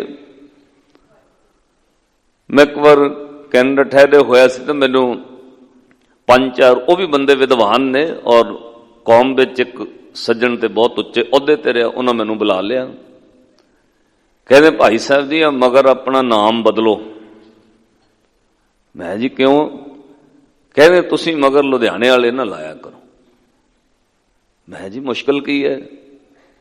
कहते तुसीं मगर होर कोई ना लाओ, मगर राड़े वाले फलाने तमकाने दूजे तीजे कोई लाओ, कंबली वाले भूरी वाले। मैं क्यों? कहते तुहाडी तां कथा ही नहीं उस तरह की है। लुधियाने वालियां दी कथा विच तां तर्क होना चाहिए। हद हो गई गल वाली। असीं इस तरीके नाल लैवल सैट कर लिया भी जिहड़े लुधियाने पढ़ के उन्हां दी कथा तर्क होना चाहिए। श्री गुरु ग्रंथ साहब महाराज की बाणी में तर्क है। तर्क वो होना चाहिए जिहड़ा दिल नाल जुड़िया होवे। जे दिमागी तर्क पैदा करोगे वो सिरदर्दी का कारण बनेगा। गुरु ग्रंथ साहब महाराज की बाणी की पहली पौड़ी तर्क तो शुरू हुंदी है। सुने जदों तुसीं बाणी पढ़ोगे, भुखिया भुख ना उतरी, ये बन्ना पुरियां पार। ये तर्क तो गल शुरू हुई। सोचे सोच ना होवे, जे सोची लख वार। कहण तो भाव यह है असीं इस तरह मिथ लिया वे जे वो प्रचारक बोलते उन्होंने सुनने। साध संगत माफ करियो, ये मैं प्रचारकों को भी बेनती करांगा, ये याद रखो तुसीं किसी संस्था दे प्रचारक नहीं, सतगुरु गुरु ग्रंथ साहब दे प्रचारक हो। जिहड़ा संस्था का प्रचारक बन के विचरदा वो लोगों को सेध नहीं दे सकेगा। जिहड़ा सतगुरु का प्रचारक बनेगा वही सिक्खी की सेध देगा। असीं संस्थावां दे टैग ना लाइए, मगर सतगुरु का टैग होना चाहिए। मैं प्रचारक गुरु का सतगुरु का थापिया होया। सतगुरु वाह वाह बाणी निरंकार है, तिस जेवड़ अवर न कोय बाणी गुरु। गुरु है बाणी विच बाणी अमृत सारे। कहण तो भाव श्री गुरु नानक साहब महाराज नूं घर घर बाबा पूजीए। हिंदू मुसलमान गवाई सब मनदे सी। असीं किस तरह समझाउण लग पे, साडे अपने नहीं समझदे। एक छोटा जिहा नुक्ता अगे भी मैं इत्थों कहा, जदों पातशाह पुजारी नूं समझाउंदे ना तो कल्लियां बह के समझाउंदे। 9 अंग गुरु ग्रंथ साहब की बाणी दे इक्को मंदिर विच उचारण कीते। जदों दे मूंह ते कहा तू 60 साल की उम्र होके भी विकारी है, उनके अंतरजामी सतगुरु सब दे सामने क्यों नहीं कहा? श्री गुरु नानक साहब महाराज बोले, कहंदे तू वड्डा हो गया, वड्डियां नूं सब दे सामने नहीं कही दो, विगड़ जांदे ने। वड्डियां नूं अलग करके समझाई दे। जदों किसी दा पुੱਤ बराबर दा हो जाए ਉਹਨੂੰ ਲੋਕਾਂ ਦੇ ਸਾਹਮਣੇ ਵੱਡੇ ਪੁੱਤ ਨੂੰ ਨਹੀਂ ਸਮਝਾਈਦਾ, ਕੱਲੇ ਕਰਕੇ ਸਮਝਾਈ। ਜੇ ਵੱਡੇ ਜਵਾਨ ਮੁੰਡੇ ਨੂੰ ਸਭ ਦੇ ਸਾਹਮਣੇ ਕਹੋਗੇ ਨਾ, ਉਹਨੇ ਵਿਗੜ ਜਾਣਾ। ਉਹਦੇ ਚਿੱਤ ਵਿੱਚ ਆਉਣਾ ਮੇਰੀ ਇਨਸਲਟ ਹੋ ਰਹੀ ਹੈ, ਬਾਗੀ ਹੋ ਜਾਏਗਾ। ਉਹਦੀ ਗਲਤੀ ਅਲੱਗ ਕਰਕੇ ਸਮਝਾਈ ਦੀ ਹੈ। ਇਹ ਚੀਜ਼ ਸਾਨੂੰ ਸਿੱਖਣ ਦੀ ਜ਼ਰੂਰਤ ਸੀ। ਜੇ ਕਿਸੇ ਤੋਂ ਕੋਈ ਗਲਤੀ ਹੋਵੇ ਉਹਨੂੰ ਅਲੱਗ ਕਰਕੇ ਪੰਜਾਂ ਵਿੱਚ ਸਮਝਾਉਣਾ ਚਾਹੀਦਾ। ਤੇ ਜੇ ਅਸੀਂ ਇਹ ਲੱਭਦੇ ਵੇ ਗਲਤੀ ਕਰੇ ਤੇ ਮੈਂ ਸਵੇਰੇ ਫੇਸਬੁੱਕ ਤੇ ਪਾਉਣਾ, फिर हो गया प्रचार जिन्ना को होना सी। असीं गलतियां लभदे में सवेरे फेसबुक ते पाउण, यह तरीका प्रचार का नहीं सी। श्री गुरु नानक साहब महाराज का पुरब मना रहे हो, आपां प्रचार का तरीका सीखिए। एक छोटी जी गल कह के आप शब्द वल आउणा है। जदों सवेरे पातशाह का हुक्मनामा होया, नाल ही कीर्तनियां ने शब्द शुरू किया और श्री गुरु नानक साहब महाराज का शब्द होया बगदाद तो कि फिर बाबा गया बगदाद नो, बाहर जाए किया अस्थाना। तुहानूं पंक्तियां याद ने, मैं सिर्फ तुहानूं व्याख्या च थोड़ा जिहा लेके जाना। एक बाबा अकाल रूप, दूजा रवाबी मरदाना। ते की कीता पातशाह ने? ਅੰਮ੍ਰਿਤ ਵੇਲੇ ਹਜ਼ੂਰ ਨੇ ਕਿਹਾ ਮਰਦਾਨਿਆ ਰਵਾਬ ਛੇੜ, ਖੁਦਾ ਦੇ ਘਰ ਦੀ ਬਾਣੀ ਗਾਈ ਹੈ। ਰਵਾਬ ਦੀ ਤੰਦ ਛੇੜੀ ਗਈ। ਉਸੇ ਵਕਤ ਪਾਤਸ਼ਾਹ ਨੇ ਦਿੱਤੀ ਵਾਂਗ ਨਿਵਾਜ ਕਰ, ਸੁਨ ਸਮਾਨ ਹੋਆ ਜਹੰਨਾ। ਨਾਲ ਨਾਲ ਪੜਿਓ ਜੇ ਤੁਹਾਨੂੰ ਯਾਦ ਹੋਇਆ। ਸੁਨ ਮੁਨ ਨਗਰੀ ਭਈ, ਦੇਖ ਪੀਰ ਭਇਆ ਹੈਰਾਨ। ਕਹਿੰਦੇ ਜਦੋਂ ਪਾਤਸ਼ਾਹ ਨੇ ਉੱਚੀ ਆਵਾਜ਼ ਵਾਂਗ ਦਿੱਤੀ, ਉੱਥੋਂ ਦਾ ਪੀਰ ਦਸਤਗੀਰ ਹੈਰਾਨ ਹੋ ਗਿਆ ਸੁਣ ਕੇ। ਸਾਰਾ ਬਗਦਾਦ ਸੁੰਨ ਹੋ ਗਿਆ। ਉੱਚੀ ਆਵਾਜ਼ ਵਿੱਚ ਪਾਤਸ਼ਾਹ ਨੇ ਬਾਂਗ ਕੀ ਦਿੱਤੀ, ਮਰਦਾਨਿਆ ਰਵਾਬ ਛੇੜ ਗਾਈਏ, ਪਾਤਲ ਪਾਤਾਲ ਲਖ ਆਗਾਸ ਆਗਾਸ, ਓੜ ਕਪਾਲ ਥਕੇ ਵੇਦ ਕਹਿਨ ਇੱਕ ਬਾਤ, ਸਸ 18 ਕਹਿਣ ਕਤੇਬਾਂ ਅਸਲੋ ਇੱਕ ਧਾਤ, ਲਿਖਾ ਹੋਏ ਤਾਂ ਲਿਖੀ ਐ ਲਿਖੇ ਹੋਏ ਵਿਨਾਸ਼। ਇਹ ਆਵਾਜ਼ ਸੁਣ ਕੇ ਸੁਨ ਮੁਨ ਨਗਰੀ ਪਈ, ਦੇਖ ਪੀਰ ਭਇਆ ਹੈਰਾਨਾ। ਕਹਿੰਦੇ ਫਿਰ ਉਹ ਪੀਰ ਨੇ ਪਤਾ ਕੀ ਕੀਤਾ, ਉਸ ਤੋਂ ਬਾਅਦ ਵੇਖੇ ਧਿਆਨ ਲਗਾਏ ਕਰ। ਇਹਦਾ ਮਤਲਬ ਪੀਰ ਦਸਤਗੀਰ ਪਹੁੰਚਿਆ ਹੋਇਆ ਬੰਦਾ ਆਮ ਬੰਦਾ ਨਹੀਂ ਹੈ। ਉਹਨੇ ਧਿਆਨ ਲੱਗ ਕੇ ਬਗਦਾਦ ਵਿੱਚੋਂ ਬਗਦਾਦ ਦੇ ਬਾਹਰ ਵੇਖ ਲਿਆ ਜਿੱਥੇ ਮਹਾਰਾਜ ਬੈਠੇ। ਕੀ ਧਿਆਨ ਨਾਲ ਵੇਖਿਆ ਕਿ ਕੋਈ ਫਕੀਰ ਆਇਆ, ਇੱਕ ਜਣਾ ਨਾਲ ਰਵਾਬ ਵਜਾਉਂਦਾ, ਉਹ ਫਕੀਰ ਗਾਉਂਦਾ। ਇਹਦਾ ਮਤਲਬ ਉਹਦਾ ਧਿਆਨ ਬਹੁਤ ਉੱਚਾ ਹੈ, ਉਹਦੇ ਕੋਲ ਕਰਾਮਾਤ ਸੀ, ਉਹ ਕਿਤੇ ਬਹਿ ਕੇ ਦੂਜੇ ਥਾਂ ਤੇ ਵੇਖ ਸਕਦਾ, ਅੱਖੀਂ ਵੱਜੋਂ ਵੇਖਣਾ ਹੋ ਸਕਦਾ। ਵੇਖਿਆ ਧਿਆਨ ਲਗਾਏ ਕਰ ਇੱਕ ਫਕੀਰ ਵੱਡਾ ਮਸਤਨ। ਫਿਰ ਦੁਹਰਾਏ ਦਸਤਗੀਰ। ਉਹਨੇ ਫਿਰ ਦੁਹਰਾ ਕੇ ਆਪਣੇ ਚੇਲਿਆਂ ਨੂੰ ਕਿਹਾ, ਜਾਓ ਵੇਖ ਕੇ ਆਇਓ ਕੌਣ ਹੈ ਇਹ, ਕਿਹੜੇ ਘਰਾਣੇ ਚੋਂ ਆਇਆ ਹੈ, ਇਹਦਾ ਘਰਾਣਾ ਕਿਹੜਾ, ਕੁੱਲ ਕਿਹੜੀ ਹੈ, ਕੌਣ ਹੈ ਇਹ, ਜਾਓ ਵੇਖ ਕੇ ਆਓ। ਚੇਲੇ ਆ ਗਏ। ਫੇਰ ਦੁਹਰਾਇਣ ਦਸਤਗੀਰ, ਕੌਣ ਫਕੀਰ ਕਿਸਕਾ ਕਰਹਾਨਾ। ਤੇ ਜਿਹੜੇ ਉਹਦੇ ਮੁਰੀਦ ਆਏ ਉਹਨਾਂ ਆਂਦਿਆਂ ਦਰਸ਼ਨ ਕੀਤੇ ਗੁਰੂ ਨਾਨਕ ਸਾਹਿਬ ਦੇ। ਗੁਰੂ ਨਾਨਕ ਜੀ ਨੇ ਸੁਣਿਆ ਵੇਖਿਆ, ਉਹਨੇ ਸੁਣ ਵੀ ਲਿਆ ਪਾਤਸ਼ਾਹ ਨੂੰ ਤੇ ਸਾਹਮਣੇ ਦਰਸ਼ਨ ਵੀ ਕਰ ਲਏ। ਦਰਸ਼ਨ ਦੇਖਤ ਹੀ ਸੁਧ ਕੀ ਨਾ ਸੁਧ ਰਹੀ, ਬੁੱਧ ਕੀ ਨਾ ਬੁੱਧ ਰਹੀ। ਮੁਰੀਦਾਂ ਨੇ ਜਦੋਂ ਗੁਰੂ ਨਾਨਕ ਸਾਹਿਬ ਦੇ ਦੀਦਾਰ ਪਾਏ, ਚਰਨੀ ਝੁਕ ਗਏ।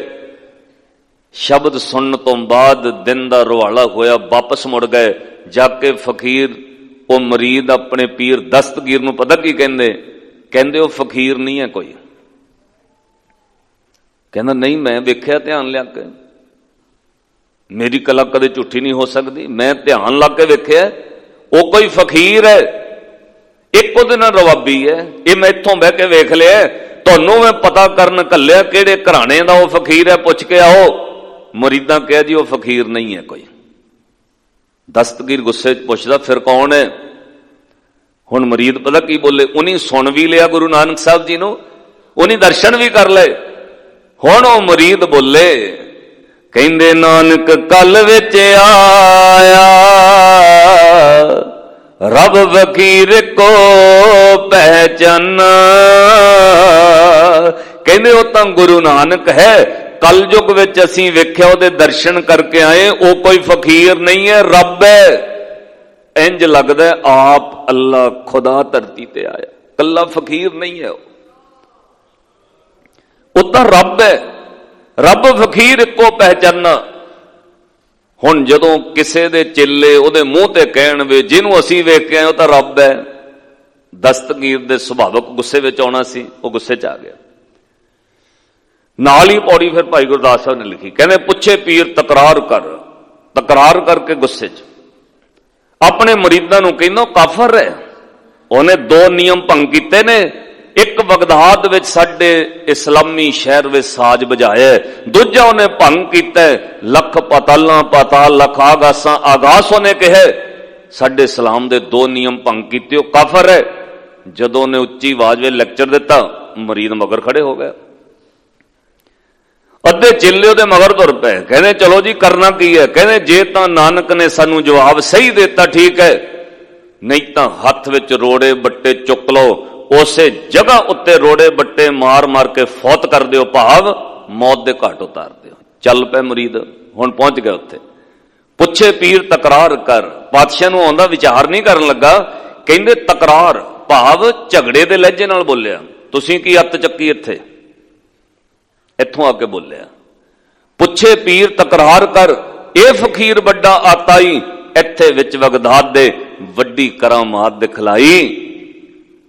ਲੱਖ ਪਤਾਲ ਆਕਾਸ਼ ਲੱਖ, ਓੜਕ ਭਾਲੀ ਖਬਰ ਸੁਣਾਈ। ਤੇ ਸਤਿਗੁਰੂ ਗੁਰੂ ਨਾਨਕ ਸਾਹਿਬ ਮਹਾਰਾਜ ਕਹਿੰਦੇ ਜੋ ਮੈਂ ਗਾਇਆ ਠੀਕ ਗਾਇਆ। ਕਹਿੰਦਾ ਜੀ ਹਜ਼ਰਤ ਮੁਹੰਮਦ ਸਾਹਿਬ ਨੇ ਝੂਠ ਬੋਲਿਆ। ਪਾਤਸ਼ਾਹ ਨੇ ਕਿਹਾ ਨਹੀਂ, ਹਜ਼ਰਤ ਸਾਹਿਬ ਨੇ ਜੋ ਬੋਲਿਆ ਸੱਚ ਬੋਲਿਆ। ਜਿੰਨਾ ਹਜ਼ਰਤ ਮੁਹੰਮਦ ਸਾਹਿਬ ਨੂੰ ਨਜ਼ਰ ਆਇਆ ਉਹਨਾਂ ਕਹਿ ਦਿੱਤਾ, ਜਿੰਨਾ ਵੇਦਾਂ ਨੂੰ ਨਜ਼ਰ ਆਇਆ ਉਹਨੇ ਕਹਿ ਦਿੱਤਾ, ਜਿੰਨਾ ਕਿਤਾਬ ਵਾਲਿਆਂ ਨਜ਼ਰ ਆਇਆ ਉਹਨਾਂ ਕਹਿ ਦਿੱਤਾ। ਮੈਂ ਤਾਂ ਇਹ ਕਿਹਾ ਨਾਨਕ ਲਿਖੇ ਇੱਕ ਗੱਲ ਤੁਸੀਂ ਸਮਝ ਨਹੀਂ ਸਕੇ, ਇਹ ਤਾਂ ਲੇਖਾ ਗਿਣਤੀ ਵਾਲਾ ਸੜ ਜਾਏਗਾ ਪਰ ਉਹਦਾ ਕੋਈ ਅੰਤ ਨਹੀਂ ਪਾਇਆ ਜਾ ਸਕਦਾ, ਉਹ ਕਿੱਡਾ ਵੱਡਾ ਹੈ। ਸਾਧ ਸੰਗਤ ਹੁਣ ਉਹ ਦਸਤਗੀਰ ਇੱਕ ਸਵਾਲ ਰੱਖਦਾ, ਅੱਛਾ ਲੱਖ ਆਕਾਸ਼ ਪਤਾਲ ਲੱਖ ਤੋਂ ਵੀ ਅੱਗੇ ਕੁਝ ਹੈ, ਜੇ ਹੈ ਤਾਂ ਵਿਖਾ ਸਕਦੇ ਹੋ? ਪਾਤਸ਼ਾਹ ਨੂੰ ਚੈਲੰਜ ਕੀਤਾ, ਜੇ ਹੈ ਤਾਂ ਵਿਖਾ ਸਕਦੇ ਹੋ? ਹਜ਼ੂਰ ਨੇ ਕਿਹਾ ਹਾਂ ਵਿਖਾ ਸਕਣਾ। ਹੁਣ ਸਾਰੇ ਸ਼ਾਂਤ ਹੋ ਕੇ ਬਹਿ ਗਏ, ਇਹਦਾ ਮਤਲਬ ਜੇ ਕਹਿ ਰਹੇ ਨੇ ਤਾਂ ਵਿਖਾ ਵੀ ਸਕਦੇ ਨੇ। ਪਾਤਸ਼ਾਹ ਨੇ ਕਿਹਾ ਵਿਖਾ ਸਕਨੇ। ਸਾਰੇ ਬੈਠ ਗਏ। ਸ਼੍ਰੀ ਗੁਰੂ ਨਾਨਕ ਸਾਹਿਬ ਮਹਾਰਾਜ ਬੋਲੇ, ਦੱਸ ਕਿਹਨੂੰ ਦਿਖਾਉਣਾ ਹੈ? ਕਿਸੇ ਇੱਕ ਬੰਦੇ ਤੇ ਹੱਥ ਰੱਖ, ਜਿਹਨੂੰ ਕਵੇਂ ਉਹਨੂੰ ਵਿਖਾ ਦਾਂਗੇ ਕਿ ਅੰਤ ਨਹੀਂ ਹੈ ਕੋਈ, ਲੱਖਾਂ ਪਤਾਲ ਆਕਾਸ਼ ਤੋਂ ਅੱਗੇ ਵੀ ਹੈ, ਅੰਤ ਨਹੀਂ ਹੈ ਕੋਈ। ਦੱਸ ਕਿਹਨੂੰ ਵਿਖਾਉਣਾ ਹੈ? ਉਹਨੇ ਸਭ ਮਰੀਦਾਂ ਚੋਂ ਚੁਣਿਆ, ਪਤਾ ਕਿਹਨੂੰ? ਆਪਣੇ ਬੇਟੇ ਨੂੰ। ਕਹਿੰਦਾ ਮੈਨੂੰ ਤਾਂ ਆਪਣੇ ਬੇਟੇ ਤੇ ਵਿਸ਼ਵਾਸ ਹੈ।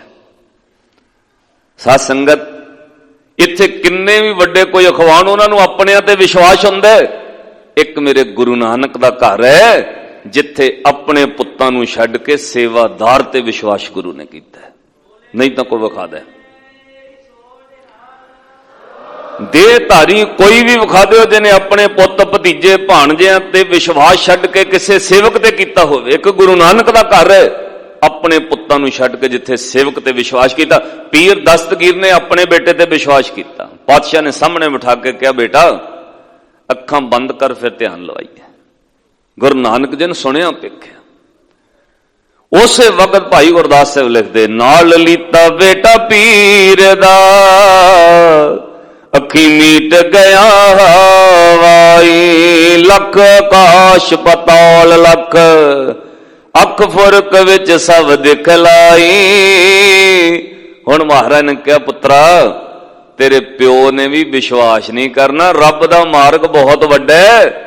ਲੈ ਫਿਰ ਭਰ ਕੱਚ ਕਾਲ ਪ੍ਰਸ਼ਾਦ ਦਾ, ਤੁਰੋਂ ਪਤਲੋਂ ਲਈ ਕੜਾਈ, ਜ਼ਾਹਰ ਕਲਾ ਨਾ ਛਪੈ ਛਪਾਈ। ਪ੍ਰਸ਼ਾਦ ਦਾ ਕਚਕੌਲ ਉੱਥੋਂ ਕੜਾ ਪ੍ਰਸ਼ਾਦ ਪਾਤਸ਼ਾਹ ਨੇ ਪ੍ਰਗਟ ਕਰਕੇ ਛਕਾਇਆ। ਉੱਥੇ ਫਿਰ ਤਿਹਾਵਲ ਕੜਾ ਪ੍ਰਸ਼ਾਦ ਹੋਰ ਬਣਾ ਕੇ ਸਭ ਨੂੰ ਛਕਾਇਆ। ਜਿਹੜਾ ਜਿਹੜਾ ਸੁਣਦਾ ਗਿਆ, ਵੇਖਦਾ ਗਿਆ, ਛਕਦਾ ਗਿਆ, ਉਹ ਹੱਥ ਜੋੜ ਕੇ ਗੁਰੂ ਨਾਨਕ ਸਾਹਿਬ ਮਹਾਰਾਜ ਨੂੰ ਸੀਸ ਝੁਕਾ ਕੇ ਘਰ ਘਰ ਬਾਬਾ ਪੂਜੀਏ, ਹਿੰਦੂ ਮੁਸਲਮਾਨ ਗਵਾਈ। ਅੱਜ ਸਾਨੂੰ ਜ਼ਰੂਰਤ ਹੈ ਆਪਾਂ ਗੁਰੂ ਨਾਨਕ ਸਾਹਿਬ ਮਹਾਰਾਜ ਦੀ ਵਡਿਆਈ ਵਿੱਚ ਦਿਲੋਂ ਸਾਫ਼ ਹੋ ਕੇ ਵਡਿਆਈ ਕਰੀਏ। ਜਿਹੜੇ ਗੁਰੂ ਨਾਨਕ ਸਾਹਿਬ ਨੂੰ ਬਾਲਾ ਕਹਿੰਦੇ ਰਹੇ ਨਾ, ਉਹ ਸਿੱਧ ਬੋਲਣ ਸੁਣ ਬਾਲਿਆ। ਪਹਿਲਾਂ ਪਾਤਸ਼ਾਹ ਨੂੰ ਬਾਲਾ ਕਹਿੰਦੇ ਨੇ, ਉਹੀ ਉਹ ਸਿੱਧ ਫਿਰ ਸਿੱਧ ਬੋਲਣ ਸ਼ੁਭ ਬਚਨ, ਧੰਨ ਨਾਨਕ ਤੇਰੀ ਵੱਡੀ ਕਮਾਈ। ਉਹ ਫਿਰ ਵੱਡੀ ਕਮਾਈ ਕਹਿ ਕੇ ਸਿਰ ਝੁਕਾਉਂਦੇ। ਇੱਕ ਵਾਰ ਆਪਾਂ ਵੀ ਕਹੀਏ, ਧੰਨ ਨਾਨਕ ਤੇਰੀ ਵੱਡੀ ਕਮਾਈ, ਧੰਨ ਨਾਨਕ ਤੇਰੀ ਵੱਡੀ ਕਮਾਈ, ਧੰਨ ਨਾਨਕ ਤੇਰੀ ਗੱਜ ਕੇ, ਧੰਨ ਨਾਨਕ ਤੇਰੀ ਵੱਡੀ। ਆਖੋ ਸਤਨਾਮ ਸ੍ਰੀ। ਸਾਧ ਸੰਗਤ ਜਿਸ ਦਿਨ ਪਾਤਸ਼ਾਹ ਦਾ ਪੁਰਬ ਆਉਣਾ 15 ਨਵੰਬਰ ਨੂੰ ਮਨਾਇਆ ਜਾ ਰਿਹਾ ਹੈ, ਤੁਸੀਂ ਇਹਨਾਂ ਦਿਨਾਂ ਵਿੱਚ ਉਸ ਦਿਨ ਕੋਸ਼ਿਸ਼ ਕਰੋ, ਛੁੱਟੀ ਕਰਨੀ ਹੈ, ਸਭ ਨੂੰ ਮਠਿਆਈਆਂ ਦੇਣੀਆਂ ਨੇ, ਸਭ ਨੂੰ ਗੁਰੂ ਦਾ ਕੋਈ ਨਾ ਕੋਈ ਸ਼ਬਦ ਆਪਣੇ ਘਰ ਵਿੱਚ ਪੜ੍ਹਨਾ, ਬੱਚਿਆਂ ਨੂੰ ਯਾਦ ਕਰਾਓ, ਸਭ ਨੂੰ ਕੋਈ ਨਾ ਕੋਈ ਸ਼ਬਦ ਉਸ ਦਿਨ ਸਾਂਝ ਕਰੋ ਗੁਰੂ ਨਾਲ। ਆਪਾਂ ਨੂੰ ਯਾਦ ਆਵੇ, ਗੁਰੂ ਨਾਨਕ ਜੀ ਨੇ ਸੁਣਿਆ ਪਿੱਖਿਆ ਸੇ ਫਿਰ ਗਰਭਾਸ ਨਾ ਭਰਿਆ। ਅੱਜ ਗੁਰੂ ਨਾਨਕ ਸਾਹਿਬ ਮਹਾਰਾਜ ਦਾ ਸ਼ਬਦ ਹੈ, ਪਾਤਸ਼ਾਹ ਦੇ ਸ਼ਬਦਾਂ ਨਾਲ ਹੀ ਆਪਾਂ ਇਹਦੀ ਵਿਆਖਿਆ ਕਰਾਂਗੇ। ਹਜ਼ੂਰ ਸੰਸਾਰ ਦੇ ਮੋਹ ਦੀ ਗੱਲ ਕਰਦੇ, ਦੁਨੀਆ ਕਿਵੇਂ ਮੋਹ ਵਿੱਚ ਫਸੀ ਹੈ, ਕਿਵੇਂ ਬੰਦੇ ਦਾ ਇਹ ਜੀਵਨ ਲੰਘ ਜਾਂਦਾ ਹੈ। ਸਤਨਾਮ ਸ੍ਰੀ ਵਾਹਿਗੁਰੂ ਸਾਹਿਬ ਜੀ। ਸੋਰਠ ਮਹੱਲਾ ਪਹਿਲਾ। ਚੌਤੁਕੇ ਮਾਏ ਬਾਪ ਕੋ ਬੇਟਾ ਨੀਕਾ, ਸਸੁਰ ਚਤੁਰ ਜਵਾਈ। ਆਖੋ ਸਤਨਾਮ ਸ੍ਰੀ ਵਾਹਿਗੁਰੂ। ਇਹ ਚਾਰ ਚਾਰ ਤੁਕਾਂ ਦਾ ਇੱਕ ਇੱਕ ਪਦ ਹੈ, 16 ਤੁਕਾਂ ਦਾ ਪੂਰਾ ਸ਼ਬਦ ਹੈ। ਮਾਏ ਬਾਪ ਕੋ ਬੇਟਾ ਨੀਕਾ। ਜਦੋਂ ਆਪਣਾ ਜਨਮ ਹੋਇਆ ਤੇ ਪਾਤਸ਼ਾਹ ਕਹਿੰਦੇ ਪਹਿਲਾਂ ਸਭ ਤੋਂ ਜ਼ਿਆਦਾ ਤੂੰ ਕਿਹਨੂੰ ਪਿਆਰ ਲੱਗਾ? ਮਾਂ ਪਿਓ ਨੂੰ ਪਿਆਰਾ। ਮਾਂ ਪਿਓ ਦਾ ਮੋਹ ਪੈਦਾ ਹੋਇਆ, ਪਹਿਲੇ ਪਿਆਰ ਲੱਗਾ ਤਨ ਦੁੱਧ। ਜਦੋਂ ਆਪਾਂ ਜਨਮ ਲਿਆ ਉਦੋਂ ਸਭ ਤੋਂ ਪਹਿਲਾਂ ਅੰਦਰ ਮੋਹ ਕਿਹੜਾ ਰੱਬ ਨੇ ਪਾਇਆ? ਮਾਂ ਪਿਓ ਦਾ। ਬੱਚਾ ਰੋਂਦਾ, ਕਿਸੇ ਦੇ ਹੱਥਾਂ 'ਚ ਫੜਾ ਦਿਓ ਚੁੱਪ ਨਹੀਂ ਕਰਦਾ, ਮਾਂ ਦੇ ਹੱਥਾਂ 'ਚ ਫੜਾ ਦਿਓ ਚੁੱਪ ਕਰ ਜਾਂਦਾ। ਕਿੰਨਾ ਮੋਹ ਰੱਬ ਨੇ ਸਪਾਇਆ। ਆਪਾਂ ਸਾਰੇ ਉਸੇ ਮੋਹ 'ਚੋਂ ਲੰਘੇ। ਪਹਿਲਾਂ ਮਾਂ ਪਿਓ ਦਾ ਪਿਆਰਾ ਬਣਿਆ, ਮਾਂ ਪਿਓ ਦਾ ਮੋਹ ਅੰਦਰ ਪੈਦਾ ਹੋਇਆ। ਫਿਰ ਜਦੋਂ ਵੱਡਾ ਹੋਇਆ, ਵਿਆਹਿਆ, ਕਹਿੰਦੇ ਮਾਂ ਪਿਓ ਵੱਲੋਂ ਮੋਹ ਕੱਢ ਕੇ ਹੁਣ ਸੱਸ ਸਹੁਰੇ ਵਾਲਾ ਪੈਦਾ ਹੋ ਗਿਆ। ਸਸੁਰੇ ਚਤੁਰ ਜਵਾਈ।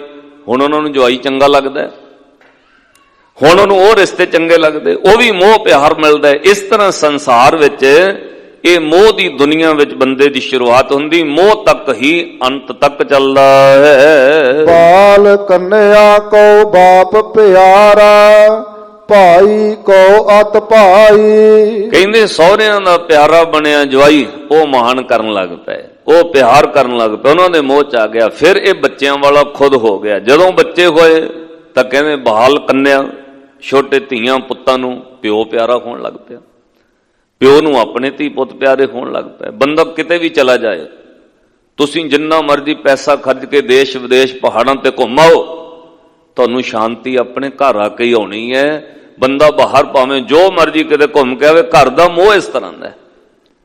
ਔਰ ਸਾਧ ਸੰਗਤ, ਜਦੋਂ ਕੋਈ ਬਾਹਰ ਵਿਦੇਸ਼ ਨੂੰ ਤੁਰਦਾ ਹੈ, ਤੁਸੀਂ ਜਾਂਦੇ ਹੋ ਦਿੱਲੀ ਜਾਂਦੇ ਆ, ਰਿਪੋਰਟ ਤੇ ਬੰਦਾ ਅੱਖਾਂ ਭਰ ਲੈਂਦਾ, ਪਤਾ ਕਿਹਨੂੰ ਯਾਦ ਕਰਕੇ? ਆਪਣੇ ਪੁੱਤ ਧੀਆਂ ਨੂੰ, ਆਪਣੇ ਬੱਚਿਆਂ ਨੂੰ। ਮੋਹ ਇੰਨਾ ਪੈਦਾ ਹੁੰਦਾ। ਆਪੇ ਹੀ ਬੱਚਿਆਂ ਨੂੰ ਆਈਲੈਸ ਕਰਾਈ, ਆਪੇ ਬੱਚਿਆਂ ਨੂੰ ਏਜੰਟ ਲੱਭਿਆ, ਆਪੇ ਪੈਸੇ, ਆਪੇ ਟਿਕਟ, ਸਭ ਕੁਝ ਕਰਨ ਤੋਂ ਬਾਅਦ ਜਦੋਂ ਚੜਾਉਣ ਜਾਂਦੇ ਹੋ, ਰੋਈ ਦਾ ਵੀ ਆਪ ਹੀ ਹੈ। ਇਹ ਰੱਬ ਨੇ ਮੋਹ ਦੀ ਦੁਨੀਆ ਪੈਦਾ ਕੀਤੀ। ਸ੍ਰੀ ਗੁਰੂ ਨਾਨਕ ਸਾਹਿਬ ਪਾਤਸ਼ਾਹ ਬਚਨ ਕਹਿੰਦੇ, ਭਾਈ ਇਸ ਤਰ੍ਹਾਂ ਇਹ ਮੋਹ ਦੇ ਵਿੱਚ ਹੀ ਚੱਲਦਾ ਹੈ। ਹੁਕਮ ਭਇਆ ਬਾਹਰ ਘਰ ਛੋੜਿਆ, ਖਿਨ ਮਹਿ ਭਈ ਪਰਾਈ। ਪਰ ਹਜ਼ੂਰ ਕਹਿੰਦੇ ਇੱਕ ਅਸਲੀਅਤ ਹੈ, ਇੱਕ ਦਿਨ ਹੁਕਮ ਹੋਣਾ ਹੈ, ਇਹ ਸਾਰਾ ਕੁਝ ਤੈਨੂੰ ਛੱਡਣਾ ਪੈਣਾ ਹੈ। ਇੱਕ ਖਿਨ ਵਿੱਚ ਸਭ ਕੁਝ ਪਰਾਇਆ ਹੋ ਜਾਣਾ। ਕਿਸੇ ਪੁੱਤ ਧੀ ਪਰਿਵਾਰ ਸੰਸਾਰ ਦੇ ਰਿਸ਼ਤੇ ਨੇ ਤੇਰੇ ਨਾਲ ਨਹੀਂ ਨਿਭਣਾ। ਇੱਕ ਦਿਨ ਇਹ ਝੂਠਾ ਸਿੱਧ ਹੋਣਾ ਹੈ। ਅੱਛਾ, ਇੱਕ ਨੁਕਤਾ ਧਿਆਨ ਵਿੱਚ ਰੱਖਿਓ, ਇਹ ਜੱਗ ਸੱਚੇ ਕੀ ਹੈ, ਕੋਠੜੀ ਵੀ ਆ। ਇਹ ਜੱਗ ਰਚਨਾ ਸਭ ਝੂਠ ਵੀ ਹੈ। ਦੋ ਹੀ ਚੀਜ਼ਾਂ ਨੇ। ਸਾਨੂੰ ਨਿਰਾਸ਼ ਨਹੀਂ ਕੀਤਾ ਮਹਾਰਾਜ ਨੇ ਵੀ ਸਭ ਕੁਝ ਝੂਠਾ, ਛੱਡ ਦੋ ਬੱਚਿਆਂ ਨੂੰ, ਸਭ ਕੁਝ ਝੂਠ ਦਾ, ਭੱਜ ਜਾਓ ਸਭ ਕੁਝ ਛੱਡ ਕੇ। ਨਹੀਂ, ਕਹਿੰਦੇ ਜੱਗ ਸੱਚੇ ਕੀ ਕੋਠੜੀ ਵੀ ਆ। ਮਹਾਰਾਜ ਕਦੋਂ? ਕਹਿੰਦੇ ਜਦੋਂ ਮਾਂ ਪਿਓ ਪੁੱਤਰ ਧੀਆਂ ਪਰਿਵਾਰ ਸੰਸਾਰ ਵਿੱਚ ਰਹਿੰਦਿਆਂ ਤੈਨੂੰ ਯਾਦ ਆਵੇ ਨਿਰੰਕਾਰ ਸਤਨਾਮ ਸ੍ਰੀ ਵਾਹਿਗੁਰੂ। ਤੈਨੂੰ ਯਾਦ ਰਵੇ ਦਾਤਾਂ ਦਾਤੇ ਨੇ ਦਿੱਤੀਆਂ ਨੇ, ਇਹ ਦਾਤਾਂ ਦਾਤੇ ਦੀਆਂ ਦਿੱਤੀਆਂ, ਦਾਤਾ ਯਾਦ ਰਵੇ, ਫਿਰ ਸੱਚੇ ਕੀ ਕੋਠੜੀ। ਜੇ ਇਹ ਰੱਬ ਵਾਹਿਗੁਰੂ ਦੀਆਂ ਦਾਤਾਂ ਯਾਦ ਕਰਕੇ ਦੇਣ ਵਾਲਾ ਯਾਦ ਰਵੇ, ਫਿਰ ਇਹ ਸੰਸਾਰ ਵਿੱਚ ਦੁੱਖ ਨਹੀਂ। ਦੋ ਇਕੱਠੇ ਸ਼ਲੋਕ ਮੈਂ ਕਹਿਦਾ। ਇੱਕ ਸ਼ਲੋਕ ਵਿੱਚ ਬਾਬਾ ਫਰੀਦ ਸਾਹਿਬ ਨੇ ਲਿਖਿਆ, ਇਹ ਮੋਹ ਦਾ ਦੁੱਖ ਹੈ, ਸਭ ਤੋਂ ਵੱਡਾ ਦੁੱਖ ਹੈ। ਔਰ ਕਹਿੰਦੇ ਮੈਨੂੰ ਨਹੀਂ ਇਕੱਲੇ ਨੂੰ, ਸਾਰੀ ਦੁਨੀਆ ਨੂੰ। ਫਰੀਦਾ ਮੈਂ ਜਾਣਿਆ ਦੁੱਖ ਮੁਝਕੂ, ਦੁੱਖ ਸਵਾਇਆ ਜੱਗ, ਉੱਚੇ ਚੜ ਕੇ ਦੇਖਿਆ ਤਾਂ ਘਰ ਘਰ ਰਿਹਾ ਅੱਗ। ਕਹਿੰਦੇ ਤਾਂ ਸਾਰਿਆਂ ਦੇ ਘਰ ਵਿੱਚ ਦੁੱਖ ਹੈ। ਹੁਣ ਇਸ ਸ਼ਲੋਕ ਨੂੰ ਗੁਰੂ ਅਰਜਨ ਦੇਵ ਮਹਾਰਾਜ ਨੇ ਕੰਡੈਮ ਨਹੀਂ ਕੀਤਾ, ਲਿਖਿਆ ਬਾਣੀ ਵਿੱਚ ਹੀ ਹੈ। ਇਹਨੂੰ ਪਾਤਸ਼ਾਹ ਨੇ ਗਲਤ ਨਹੀਂ ਕਿਹਾ, ਕੰਡੈਮ ਨਹੀਂ ਕੀਤਾ। ਭਾਈ ਸਾਰਿਆਂ ਨੂੰ ਦੁੱਖ ਕਿਵੇਂ ਹੈ? ਘਰ ਘਰ ਇਹ ਅੱਗ ਕਿਉਂ ਹੈ? ਗੁਰਮੁਖਾਂ ਦੇ ਘਰ ਨਹੀਂ ਹੈ। ਜਿਹਨੂੰ ਸੱਚ ਦੀ ਸੋਝੀ ਪੈ ਗਈ ਉਹਨੂੰ ਨਹੀਂ ਹੈ ਭਾਈ, ਉਹ ਪਰਿਵਾਰ ਸੰਸਾਰ ਚ ਰਹਿੰਦਾ, ਉਹ ਇਸ ਅੱਗ ਵਿੱਚ ਨਹੀਂ ਹੈ। ਮੈਂ ਇਸ ਤਰ੍ਹਾਂ ਦੀਆਂ ਰੂਹਾਂ ਦੇ ਦਰਸ਼ਨ ਕੀਤੇ ਨੇ। ਸਾਧ ਸੰਗਤ, ਦੋ ਧੀਆਂ ਤੋਂ ਬਾਅਦ ਪੁੱਤਰ ਹੋਇਆ, 4 ਸਾਲ ਦੀ ਉਮਰ ਵਿੱਚ ਉਹ ਸ੍ਰੀ ਦਰਬਾਰ ਸਾਹਿਬ ਤੋਂ ਮੱਥਾ ਟੇਕ ਕੇ ਗਏ ਪਰਿਵਾਰ ਨਾਲ। ਲੁਧਿਆਣੇ ਰੇਲਵੇ ਸਟੇਸ਼ਨ ਤੇ ਉਤਰੇ, 5 ਰੁਪਏ ਦੇ ਕੇ ਰਕਸ਼ਾ ਕੀਤਾ। ਬੱਚਾ 4 ਸਾਲ ਦਾ ਸੀ। ਸਫ਼ਰ ਵਿੱਚ ਸਾਰਾ ਦਿਨ ਇੱਥੇ ਪਰਿਕਰਮਾ ਚ ਦਰਸ਼ਨ ਕਰਦੇ ਆ, ਘੁੰਮਦੇ ਆ ਫਿਰਦੇ ਆ, ਬੱਚੇ ਥੱਕ ਜਾਂਦੇ ਨੇ। ਉਹ ਸੌਂ ਗਿਆ ਬੱਚਾ, ਮਾਂ ਨੇ ਗੋਦੀ 'ਚ ਬਿਠਾ ਲਿਆ, ਰਕਸ਼ੇ ਤੇ ਬਹਿ ਗਏ। ਸੂਰਜ ਡੁੱਬ ਰਿਹਾ ਸੀ। ਸਰਦਾਰ ਜੀ ਨੇ ਘਰ ਵਾਲੀ ਨੂੰ ਕਿਹਾ, ਘਰ ਪਹੁੰਚਦਿਆਂ ਰਹਿਰਾਸ ਸਾਹਿਬ ਦਾ ਪਾਠ ਹੋ ਜਾਏਗਾ, ਚੱਲ ਸ਼ੁਰੂ ਕਰ। ਦੋਵਾਂ ਨੇ ਰਹਿਰਾਸ ਸਾਹਿਬ ਦਾ ਪਾਠ ਸ਼ੁਰੂ ਕਰ ਲਿਆ। ਬੱਚਾ ਗੋਦ ਵਿੱਚ ਹੈ, ਬੈਗ ਸਰਦਾਰ ਜੀ ਕੋਲ ਹੈ। ਥੋੜਾ ਜਿਹਾ ਹਨੇਰਾ ਸੀ, ਨਜ਼ਰ ਨਾ ਪਿਆ, ਸੱਜੇ ਹੱਥ ਡੂੰਘਾ ਟੋਆ ਸੀ, ਰਕਸ਼ੇ ਦਾ ਟਾਇਰ ਇੱਕ ਪਾਸਾ ਟੋਏ 'ਚ ਡਿੱਗਿਆ, ਗੋਦੀ 'ਚੋਂ ਬੱਚਾ ਖਿਸ ਕੇ ਸੜਕ ਤੇ ਡਿੱਗ ਪਿਆ। ਨਾਲ ਲੰਘਦੇ ਤੇਜ਼ ਰਫ਼ਤਾਰ 4 ਵੀਲਰ ਨੇ ਪੀਸ ਕੇ ਰੱਖ ਦਿੱਤਾ ਬੱਚਾ। ਹਾਹਾਕਾਰ ਮਚ ਗਈ, ਹੱਥਾਂ ਨਾਲ ਇਕੱਠਾ ਕੀਤਾ, ਪੋਟਲੀ 'ਚ ਬੰਨਿਆ। ਲੋਕੀ ਕਹਿੰਦੇ ਸੀ ਉਹ ਜ਼ੁਲਮ ਹੋ ਗਿਆ। ਕਿੱਥੋਂ ਆਏ ਹੋ? ਦਰਬਾਰ ਸਾਹਿਬ ਤੋਂ। ਕੌਣ ਹੈ? ਤਾਂ ਫਲਾਨੇ ਪ੍ਰਿੰਸੀਪਲ ਸਾਹਿਬ ਨੇ, ਉਹ ਫਲਾਨੇ ਸਿੱਖ ਨੇ। ਸਾਧ ਸੰਗਤ, ਤਾਂ ਜਦੋਂ ਹੱਥਾਂ ਨਾਲ ਮੇਜ ਇਕੱਠਾ ਕਰਕੇ ਕੱਪੜੇ 'ਚ ਬੰਨਿਆ, ਉਹ ਸਰਦਾਰ ਜੀ ਨਾਲ ਮਨ ਤਾਂ ਭਰਿਆ, ਪਰ ਉਹਨੇ ਘਰ ਵਾਲੀ ਨੂੰ, ਸਿੰਘਣੀ ਨੂੰ ਕਿਹਾ, ਜਿਸ ਗੁਰੂ ਰਾਮਦਾਸ ਸਾਹਿਬ ਨੇ ਦਿੱਤਾ ਸੀ ਉਹਦੇ ਹੁਕਮ ਵਿੱਚ ਹੀ ਉਹਨੇ ਵਾਪਸ ਲੈ ਲਿਆ। ਹੁਣ ਮਨ ਵਿੱਚ ਵਿਰਾਗ ਤੇ ਰੋਸ ਨਾ ਕਰੀ, ਜਿਹੜਾ ਰਹਿ ਰਸ ਦਾ ਪਾਠ ਰਹਿੰਦਾ ਚੱਲ ਘਰ ਤੱਕ ਪੂਰਾ ਕਰੀਏ। ਸਭ ਹੈਰਾਨ ਹੋ ਗਏ। ਸੈਂਕੜੇ ਲੋਕ ਮਗਰ ਤੁਰੇ ਹੋਏ। ਪੋਟਲੀ 'ਚ ਬੱਚੇ ਦੀ ਮਿੱਝ ਚੁੱਕੀ ਹੋਈ, ਰਹਿ ਰਸ ਦਾ ਪਾਠ ਘਰ ਤੱਕ ਕੀਤਾ। ਹੈ ਭਾਈ ਦੁਨੀਆ ਵਿੱਚ ਕੌਣ ਜਿਨ੍ਹਾਂ ਦੇ ਘਰੇ ਦੁੱਖ ਦੀ ਅੱਗ ਨਹੀਂ? ਕਿਹਨਾਂ ਦੇ? ਜਿਨ੍ਹਾਂ ਨੂੰ ਗੁਰੂ ਦੇ ਸ਼ਬਦ ਦਾ ਪ੍ਰਕਾਸ਼। ਨਾਲ ਹੀ ਪਾਤਸ਼ਾਹ ਨੇ ਫਿਰ ਬਚਨ ਕਿਹਾ, ਮਹੱਲਾ ਪੰਜਵਾਂ। ਫਰੀਦਾ ਭੂਮ ਰੰਗਾਵਲੀ, ਮੰਜ ਵੇ ਸੁਲਾ ਬਾਗ, ਜੋ ਜਨ ਪੀਰ ਨੇ ਵਾਜਿਆ, ਤਿਨਾਂਚ ਨ ਲਾਗ।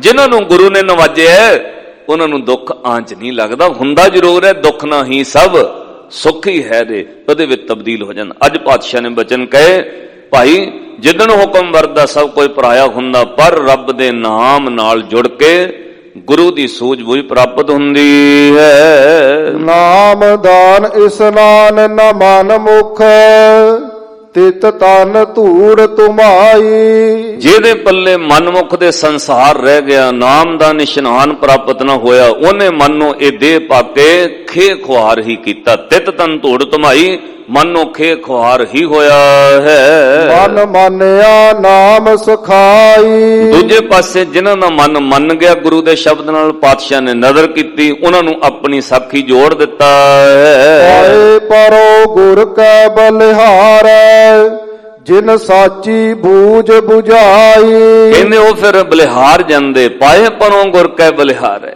ਪਾਏ ਪਰੋਂ ਉਹ ਗੁਰੂ ਦੇ ਪੈਰਾਂ 'ਚ ਭਾਵ ਨਮਸਕਾਰ ਕਰਦੇ, ਬਲਿਹਾਰ ਜਾਂਦੇ, ਜਿਸ ਗੁਰੂ ਨੇ ਸੱਚੀ ਬੂਝ ਭਾਵ ਅਕਲ ਦੇ ਦਿੱਤੀ ਹੈ।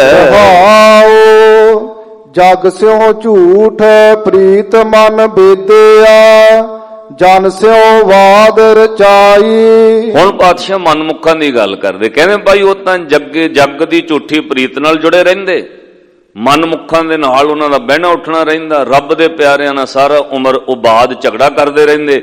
ਇਸ ਤਰ੍ਹਾਂ ਉਹਨਾਂ ਦੀ ਉਮਰ ਝਗੜਿਆਂ ਵਿੱਚ ਲੰਘ ਜਾਂਦੀ ਹੈ। ਮਾਇਆ ਮਗਨ ਅਹਨਿਸ ਮਗ ਜੋ ਹੈ, ਨਾਮ ਨਾ ਲੇਵੈ ਮਰੈ ਬਿਖ ਖਾਈ। ਕਹਿੰਦੇ ਮੋਹ ਮਾਇਆ ਚ ਇੰਨੇ ਮਗਨ ਹੋ ਗਏ, ਦੇਣ ਵਾਲੇ ਰੱਬ ਨੂੰ ਭੁੱਲ ਜਾਂਦੇ ਹਨ, ਦਿਨ ਰਾਤ ਤੋਂ ਸੰਸਾਰ ਦੇ ਵਿੱਚ ਹੀ ਖੋਵੇ ਰਹਿੰਦੇ ਹਨ।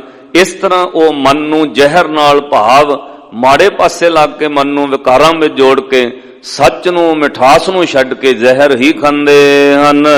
ਕੰਦਨ ਵੈਨ ਰਤਾ ਹਿਤਕਾਰੀ, ਸਬਦੈ ਸੁਰਤ ਨ ਆਈ। ਕਹਿੰਦੇ ਜਦੋਂ ਉਹਨਾਂ ਨੂੰ ਕੁਝ ਪ੍ਰਾਪਤ ਹੁੰਦਾ ਨਾ, ਫਿਰ ਉਹ ਮਨਮੁਖਾਂ ਦੀ ਹਾਲਤ ਵੇਖਿਓ, ਗੰਦਨ ਵੈਣ ਰਤਾ ਹਿਤਕਾਰੀ। ਕਹਿੰਦੇ ਮਾੜੇ ਗੀਤ ਸੁਣਨਗੇ, ਮਾੜੀਆਂ ਚੀਜ਼ਾਂ ਸੁਣਨਗੇ। ਆ ਵੇਖੋ ਤੁਸੀਂ, ਲੋਕਾਂ ਦੇ ਜਦੋਂ ਖੁਸ਼ੀਆਂ ਹੁੰਦੀਆਂ ਉਦੋਂ ਗੀਤ ਕਿੱਦਾਂ ਦੇ ਲੱਗੇ ਹੁੰਦੇ, ਰੱਬ ਦਾ ਸ਼ੁਕਰਾਨਾ ਨਹੀਂ ਅੰਦਰ ਪੈਦਾ ਹੁੰਦਾ। ਇਹ ਮੈਂ ਕਈ ਵਾਰ ਬੇਨਤੀ ਕਿ ਜਿਹੜੇ ਲੋਕ ਜਿੱਤ ਦੇ ਜਸ਼ਨ ਢੋਲ ਵਜਾ ਕੇ ਮਨਾਉਂਦੇ ਨੇ, ਜਿੱਦਣ ਗਲ ਹਾਰ ਪੈਂਦੀ ਉਦਣ ਹਾਰਟ ਅਟੈਕ ਨਾਲ ਉਹ ਬੰਦੇ ਮਰਦੇ ਨੇ। ਇਸ ਲਈ ਜਿੱਤ ਨੂੰ ਇਸ ਲੈਵਲ ਤੇ ਨਾ ਲੈ ਜਾਓ ਕਿ ਜਿੱਦਣ ਹਾਰ ਦਾ ਮੂੰਹ ਦੇਖਣਾ ਪਿਆ ਉਦਣ ਨਿਰਾਸ਼ ਹੋ ਜਾਓ। ਪਾਤਸ਼ਾਹ ਕਹਿੰਦੇ ਉਹ ਲੋਕ ਮਨਮੁਖ ਭਾਵ ਮਾੜੀਆਂ ਚੀਜ਼ਾਂ ਸੁਣਦੇ ਹਨ, ਉਹਦੇ ਨਾਲ ਹਿੱਤ ਪੈਦਾ ਕਰਦੇ ਹਨ, ਉਹਨਾਂ ਦੀ ਸੁਰਤ ਵਿੱਚ ਸੱਚ ਸ਼ਬਦ ਨਹੀਂ ਆਉਂਦਾ। ਰੰਗ ਨਾ ਰਾਤਾ ਰਸ ਨਹੀਂ ਬੇਦਿਆ, ਮਨਮੁਖ ਪਤ ਗਵਾਈ। ਇਹੋ ਜਿਹੇ ਮਨਮੁਖਾਂ ਨੇ ਆਪਣੀ ਪੱਤ ਲੋਕ ਵਿੱਚ ਵੀ ਗਵਾ ਲਈ, ਰੱਬ ਦੀ ਦਰਗਾਹ ਵਿੱਚ ਵੀ ਮੂੰਹ ਕਾਲਾ ਹੋਇਆ। ਕਿਉਂ ਭਾਈ? ਰੱਬ ਦੇ ਨਾਮ ਰਸ ਵਿੱਚੋਂ ਰੰਗੇ ਨਹੀਂ ਗਏ। ਉਹਨਾਂ ਨੂੰ ਦਾਤਾਂ ਦਿਸੀਆਂ ਪਰ ਦਾਤਾ ਨਜ਼ਰ ਨਹੀਂ ਆਇਆ। ਸਾਧ ਸਭਾ ਮਹਿ ਸਹਿਜ ਨਾ ਚਾਖਿਆ, ਜੀਵਾ ਰਸ ਨਹੀਂ ਰਾਈ। ਆਖੋ ਸਤਨਾਮ ਸ੍ਰੀ ਵਾਹਿਗੁਰੂ। ਕਹਿੰਦੇ ਨਾ ਉਹ ਕਦੇ ਸਾਧ ਸਭਾ ਚ ਬੈਠੇ, ਨਾ ਉਹਨੀ ਰਸ ਚੱਖਿਆ ਕਦੇ, ਨਾ ਜੀਭਾਂ ਨਾਲ ਕਦੇ ਵਾਹਿਗੁਰੂ ਕਿਹਾ। ਭਾਈ ਉਹ ਸੰਸਾਰ ਦੇ ਮਨਮੁਖ ਬੰਦੇ ਸੰਸਾਰ ਦੀ ਮੋਹ ਮਾਇਆ ਵਿੱਚ ਰਹੇ, ਗੰਧਨ ਸੁਣਦੇ ਰਹੇ, ਮਾੜੀਆਂ ਚੀਜ਼ਾਂ ਵੇਖਦੇ ਰਹੇ, ਇਸ ਤਰ੍ਹਾਂ ਮੋਹ ਮਾਇਆ ਵਿੱਚ ਨਰਕ ਭੋਗਿਆ। ਅੰਤ ਵੇਲੇ ਵੀ ਉਹ ਸੰਸਾਰ ਵਿੱਚੋਂ ਇਸੇ ਤਰ੍ਹਾਂ ਬੇਮੁਖ ਰਹੇ। ਮਨ ਤਨ ਧਨ ਆਪਣਾ ਕਰ ਜਾਣਿਆ, ਦਰ ਕੀ ਖਬਰ ਨਾ ਪਾਈ। ਪਾਤਸ਼ਾਹ ਕਹਿੰਦੇ ਤਿੰਨੇ ਚੀਜ਼ਾਂ ਉਹਨੀ ਆਪਣੀਆਂ ਜਾਣੀਆਂ। ਕਹਿੰਦੇ ਧਨ ਵੀ ਮੇਰਾ ਆ, ਮਨ ਵੀ ਮੇਰਾ, ਤਨ ਵੀ ਮੇਰਾ, ਇਹਦੇ ਵਿੱਚੇ ਫਸੇ ਰਹੇ। ਮੇਰਾ ਮੇਰਾ ਮੇਰਾ, ਮੇਰੀ ਮੇਰੀ ਕਰਤੇ, ਸਾਰਾ ਕੁਝ ਇਹਦੇ ਵਿੱਚ ਹੀ ਉਮਰ ਸਾਰੀ ਲੰਘ ਗਈ। ਜਬ ਲਗ ਮੇਰੀ ਮੇਰੀ ਕਰੇ ਤਬ ਲਗ ਕਾਜ ਏਕ ਨਹੀਂ ਸਰੇ। ਤਨ ਮਨ ਧਨ ਆਪਣਾ ਸਮਝਿਆ, ਰੱਬ ਦੇ ਘਰ ਦੀ ਖਬਰੇ ਨਹੀਂ ਪਾਈ ਵੀ ਉਹਨੇ ਦਿੱਤਾ। ਜਿੱਦਣ ਫਿਰ ਨਰਕ ਭੋਗਣੇ ਪਏ ਉਦਣ ਸਾਧ ਸੰਗਤ ਉਹਨਾਂ ਨੂੰ ਸੰਸਾਰ ਦੀ ਮੋਹ ਮਾਇਆ ਨੇ ਤੰਗ ਕੀਤਾ, ਰੱਬ ਦਾ ਨਾਮ ਨਹੀਂ ਚੇਤਿਆ। ਭਾਈ ਗੁਰਦਾਸ ਸਾਹਿਬ ਕਹਿੰਦੇ ਜੇ ਅੱਗ ਬੁਝਾਉਣੀ ਹੋਵੇ ਪਹਿਲਾਂ ਖੂਹ ਪੱਟ ਕੇ ਪਾਣੀ ਦਾ ਪ੍ਰਬੰਧ ਰੱਖਣਾ ਪੈਂਦਾ। ਅੱਗ ਲੱਗੀ ਤੇ ਕਵੇ ਕੋਈ ਖੂਹ ਪੁੱਟੋ ਪਾਣੀ ਕੱਢੋ ਅੱਗ ਬੁਝਾ ਲਓ, ਨਹੀਂ ਬੁਝਦੀ। ਜਿਹਨੇ ਪਹਿਲਾਂ ਨਾਮ ਜਪਿਆ ਉਹਨੂੰ ਅੰਤ ਵੇਲੇ ਯਾਦ ਆਉਂਦਾ ਸਤਨਾਮ ਸ੍ਰੀ ਵਾਹਿਗੁਰੂ। ਆ ਰੋਜ਼ ਤੁਸੀਂ ਬਹਿ ਕੇ ਜਪਦੇ ਹੋ ਸੱਜਣੋ, ਇਹ ਘੜੀਆਂ ਅੰਤ ਵੇਲੇ ਸਹਾਈ ਹੁੰਦੀਆਂ ਨੇ। ਅੱਜ ਪਾਤਸ਼ਾਹ ਨੇ ਬਚਨ ਕਿਹਾ ਉਹਨਾਂ ਨੂੰ ਰੱਬ ਦੇ ਦਰ ਦੀ ਖਬਰ ਹੀ ਨਾ ਪਈ। ਅੱਖੀ ਮੀਟ ਚੱਲਿਆ ਅੰਧਿਆਰਾ, ਘਰ ਦਰ ਦਿਸੈ ਨਾ ਪਾਈ। ਕਹਿੰਦੇ ਇਸ ਤਰ੍ਹਾਂ ਅੰਧਕਾਰ ਵੇ ਸਾਰੀ ਉਮਰ ਲੰਘ ਗਈ, ਰੱਬ ਦਾ ਘਰ ਦਰ ਦਿਸਿਆ ਨਹੀਂ, ਸੱਚ ਦੀ ਸੋਝੀ ਨਹੀਂ ਹੋਈ। ਜਮਦਰ ਬਾਦਾ ਠੌਰ ਨਾ ਪਾਵੈ, ਆਪਣਾ ਕੀਆ ਕਮਾਈ। ਜਮਾਂ ਦੇ ਦਰ ਤੇ ਬੱਧੇ ਗਏ, ਠਾਉ ਨਹੀਂ ਮਿਲਿਆ। ਬਾਰ-ਬਾਰ ਜੁਨਾ ਵਿੱਚ ਸੁੱਟਿਆ, ਜਮ ਜਮ ਮਰੇ ਮਰੇ ਫਿਰ ਜੰਮੇ। ਉਹਨਾਂ ਨੂੰ ਸਾਧ ਸੰਗਤ ਉੱਥੇ ਟਿਕਾਣਾ ਠਾਉ ਨਹੀਂ ਮਿਲਿਆ, ਆਪਣੇ ਕੀਤੇ ਕਰਮ ਭੋਗਣੇ ਪਏ। ਨਦਰ ਕਰੇ ਤਾਂ ਅੱਖੀ ਵੇਖਾ, ਕਹਿਣਾ ਕਥਨ ਨਾ ਜਾਈ। ਕਹਿੰਦੇ ਭਾਈ ਜੇ ਅਕਾਲ ਪੁਰਖ ਵਾਹਿਗੁਰੂ ਦੀ ਨਦਰ ਹੋ ਜਾਏ, ਅਰਦਾਸ ਬੇਨਤੀ ਕੋ ਕਰੇ ਮਹਾਰਾਜ ਨਦਰ ਕਰੋ ਮੈਨੂੰ ਸੋਝੀ ਦਿਓ। ਨਦਰ ਕਰੇ ਤਾਂ ਅੱਖੀ ਵੇਖਾਂ, ਕਹਿਣਾ ਕਥਨ ਨਾ ਜਾਈ। ਜਦੋਂ ਉਹਦੀ ਨਦਰ ਕਿਰਪਾ ਹੋ ਜਾਏ ਫਿਰ ਉਹਦੀਆਂ ਦਾਤਾਂ ਵੇਖ ਕੇ ਕਹਿਣ ਕਥਨ ਤੋਂ ਬਾਹਰ ਹੋ ਜਾਂਦਾ। ਫਿਰ ਉਹਦੀ ਵਡਿਆਈ ਕਰੀ ਦੀ, ਮਹਾਰਾਜ ਸਭ ਕੁਝ ਤੇਰਾ, ਜੀਓ ਪਿੰਡ ਸਭ ਤੇਰਾ, ਕਹੋ ਨਾਨਕ ਸਭ ਤੇਰੀ ਵਡਿਆਈ, ਕੋਈ ਨਾਉ ਨਾ ਜਾਣੇ ਮੇਰਾ। ਕਥਨ ਤੋਂ ਬਾਹਰ ਹੁੰਦਾ ਹੈ। ਕੰਨੀ ਸੁਣ ਸੁਣ ਸ਼ਬਦ ਸਲਾਹੀ, ਅੰਮ੍ਰਿਤ ਹਿਰਦੈ ਵਸਾਈ। ਕਹਿੰਦੇ ਉਹ ਗੁਰੂ ਦਾ ਉਪਦੇਸ਼ ਕੰਨਾਂ ਨਾਲ ਸੁਣਦੇ ਨੇ, ਸੁਣ ਸੁਣ ਕੇ ਹਿਰਦੈ ਵਸਾਈ, ਹਿਰਦੇ 'ਚ ਵਸਾ ਲਿਆ। ਅੰਮ੍ਰਿਤ ਹਿਰਦੈ ਵਸਾਈ, ਉਹ ਅੰਮ੍ਰਿਤ ਬਚਨ ਜਿਹੜੇ ਕਦੇ ਮਰਦੇ ਨਹੀਂ, ਹਿਰਦੇ 'ਚ ਵਸ ਗਏ।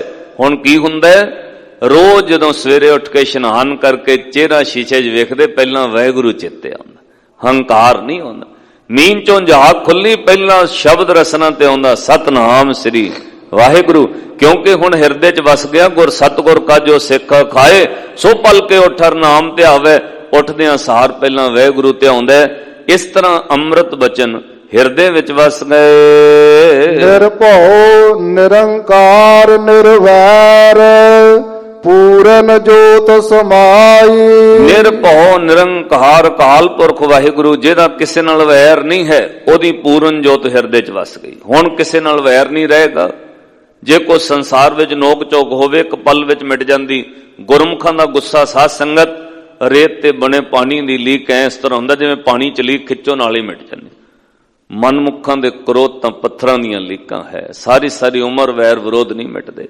ਇਸ ਤਰ੍ਹਾਂ ਪਾਤਸ਼ਾਹ ਕਹਿੰਦੇ ਭਾਈ ਗੁਰਮੁਖਾਂ ਦੇ ਅੰਦਰ ਪੂਰਨ ਜੋਤ ਸਮਾ ਜਾਂਦੀ ਹੈ। ਨਾਨਕ ਗੁਰ ਬਿਨ ਭਰਮ ਨ ਭਾਗੈ, ਸੱਚ ਨਾਮ ਵਡਿਆਈ। ਕਹਿੰਦੇ ਭਾਈ ਗੁਰੂ ਤੋਂ ਬਗੈਰ ਸੰਸਾਰ ਦਾ ਇਹ ਭਰਮ ਦੂਰ ਨਹੀਂ ਹੁੰਦਾ। ਜੇ ਗੁਰੂ ਨੇ ਕਿਰਪਾ ਬਖਸ਼ਿਸ਼ ਕੀਤੀ, ਭਰਮ ਦੂਰ ਹੋ ਗਿਆ। ਸੱਚੇ ਨਾਮ ਦੀ ਵਡਿਆਈ ਵਿੱਚ ਉਹਨਾਂ ਦੀ ਸੁਰਤ ਜੁੜ ਜਾਂਦੀ ਹੈ।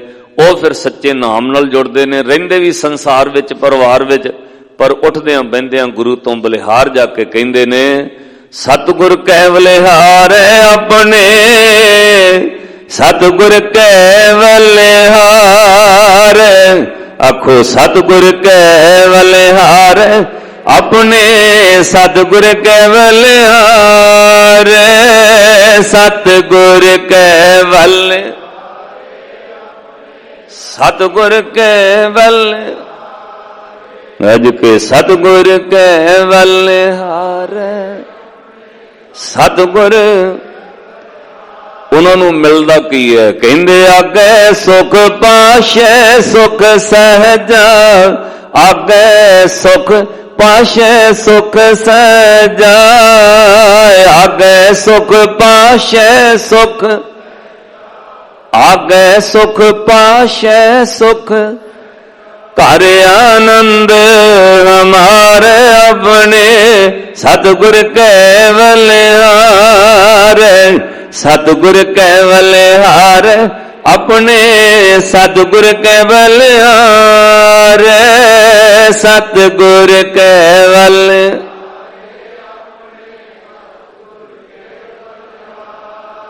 वाह वाह। सतगुर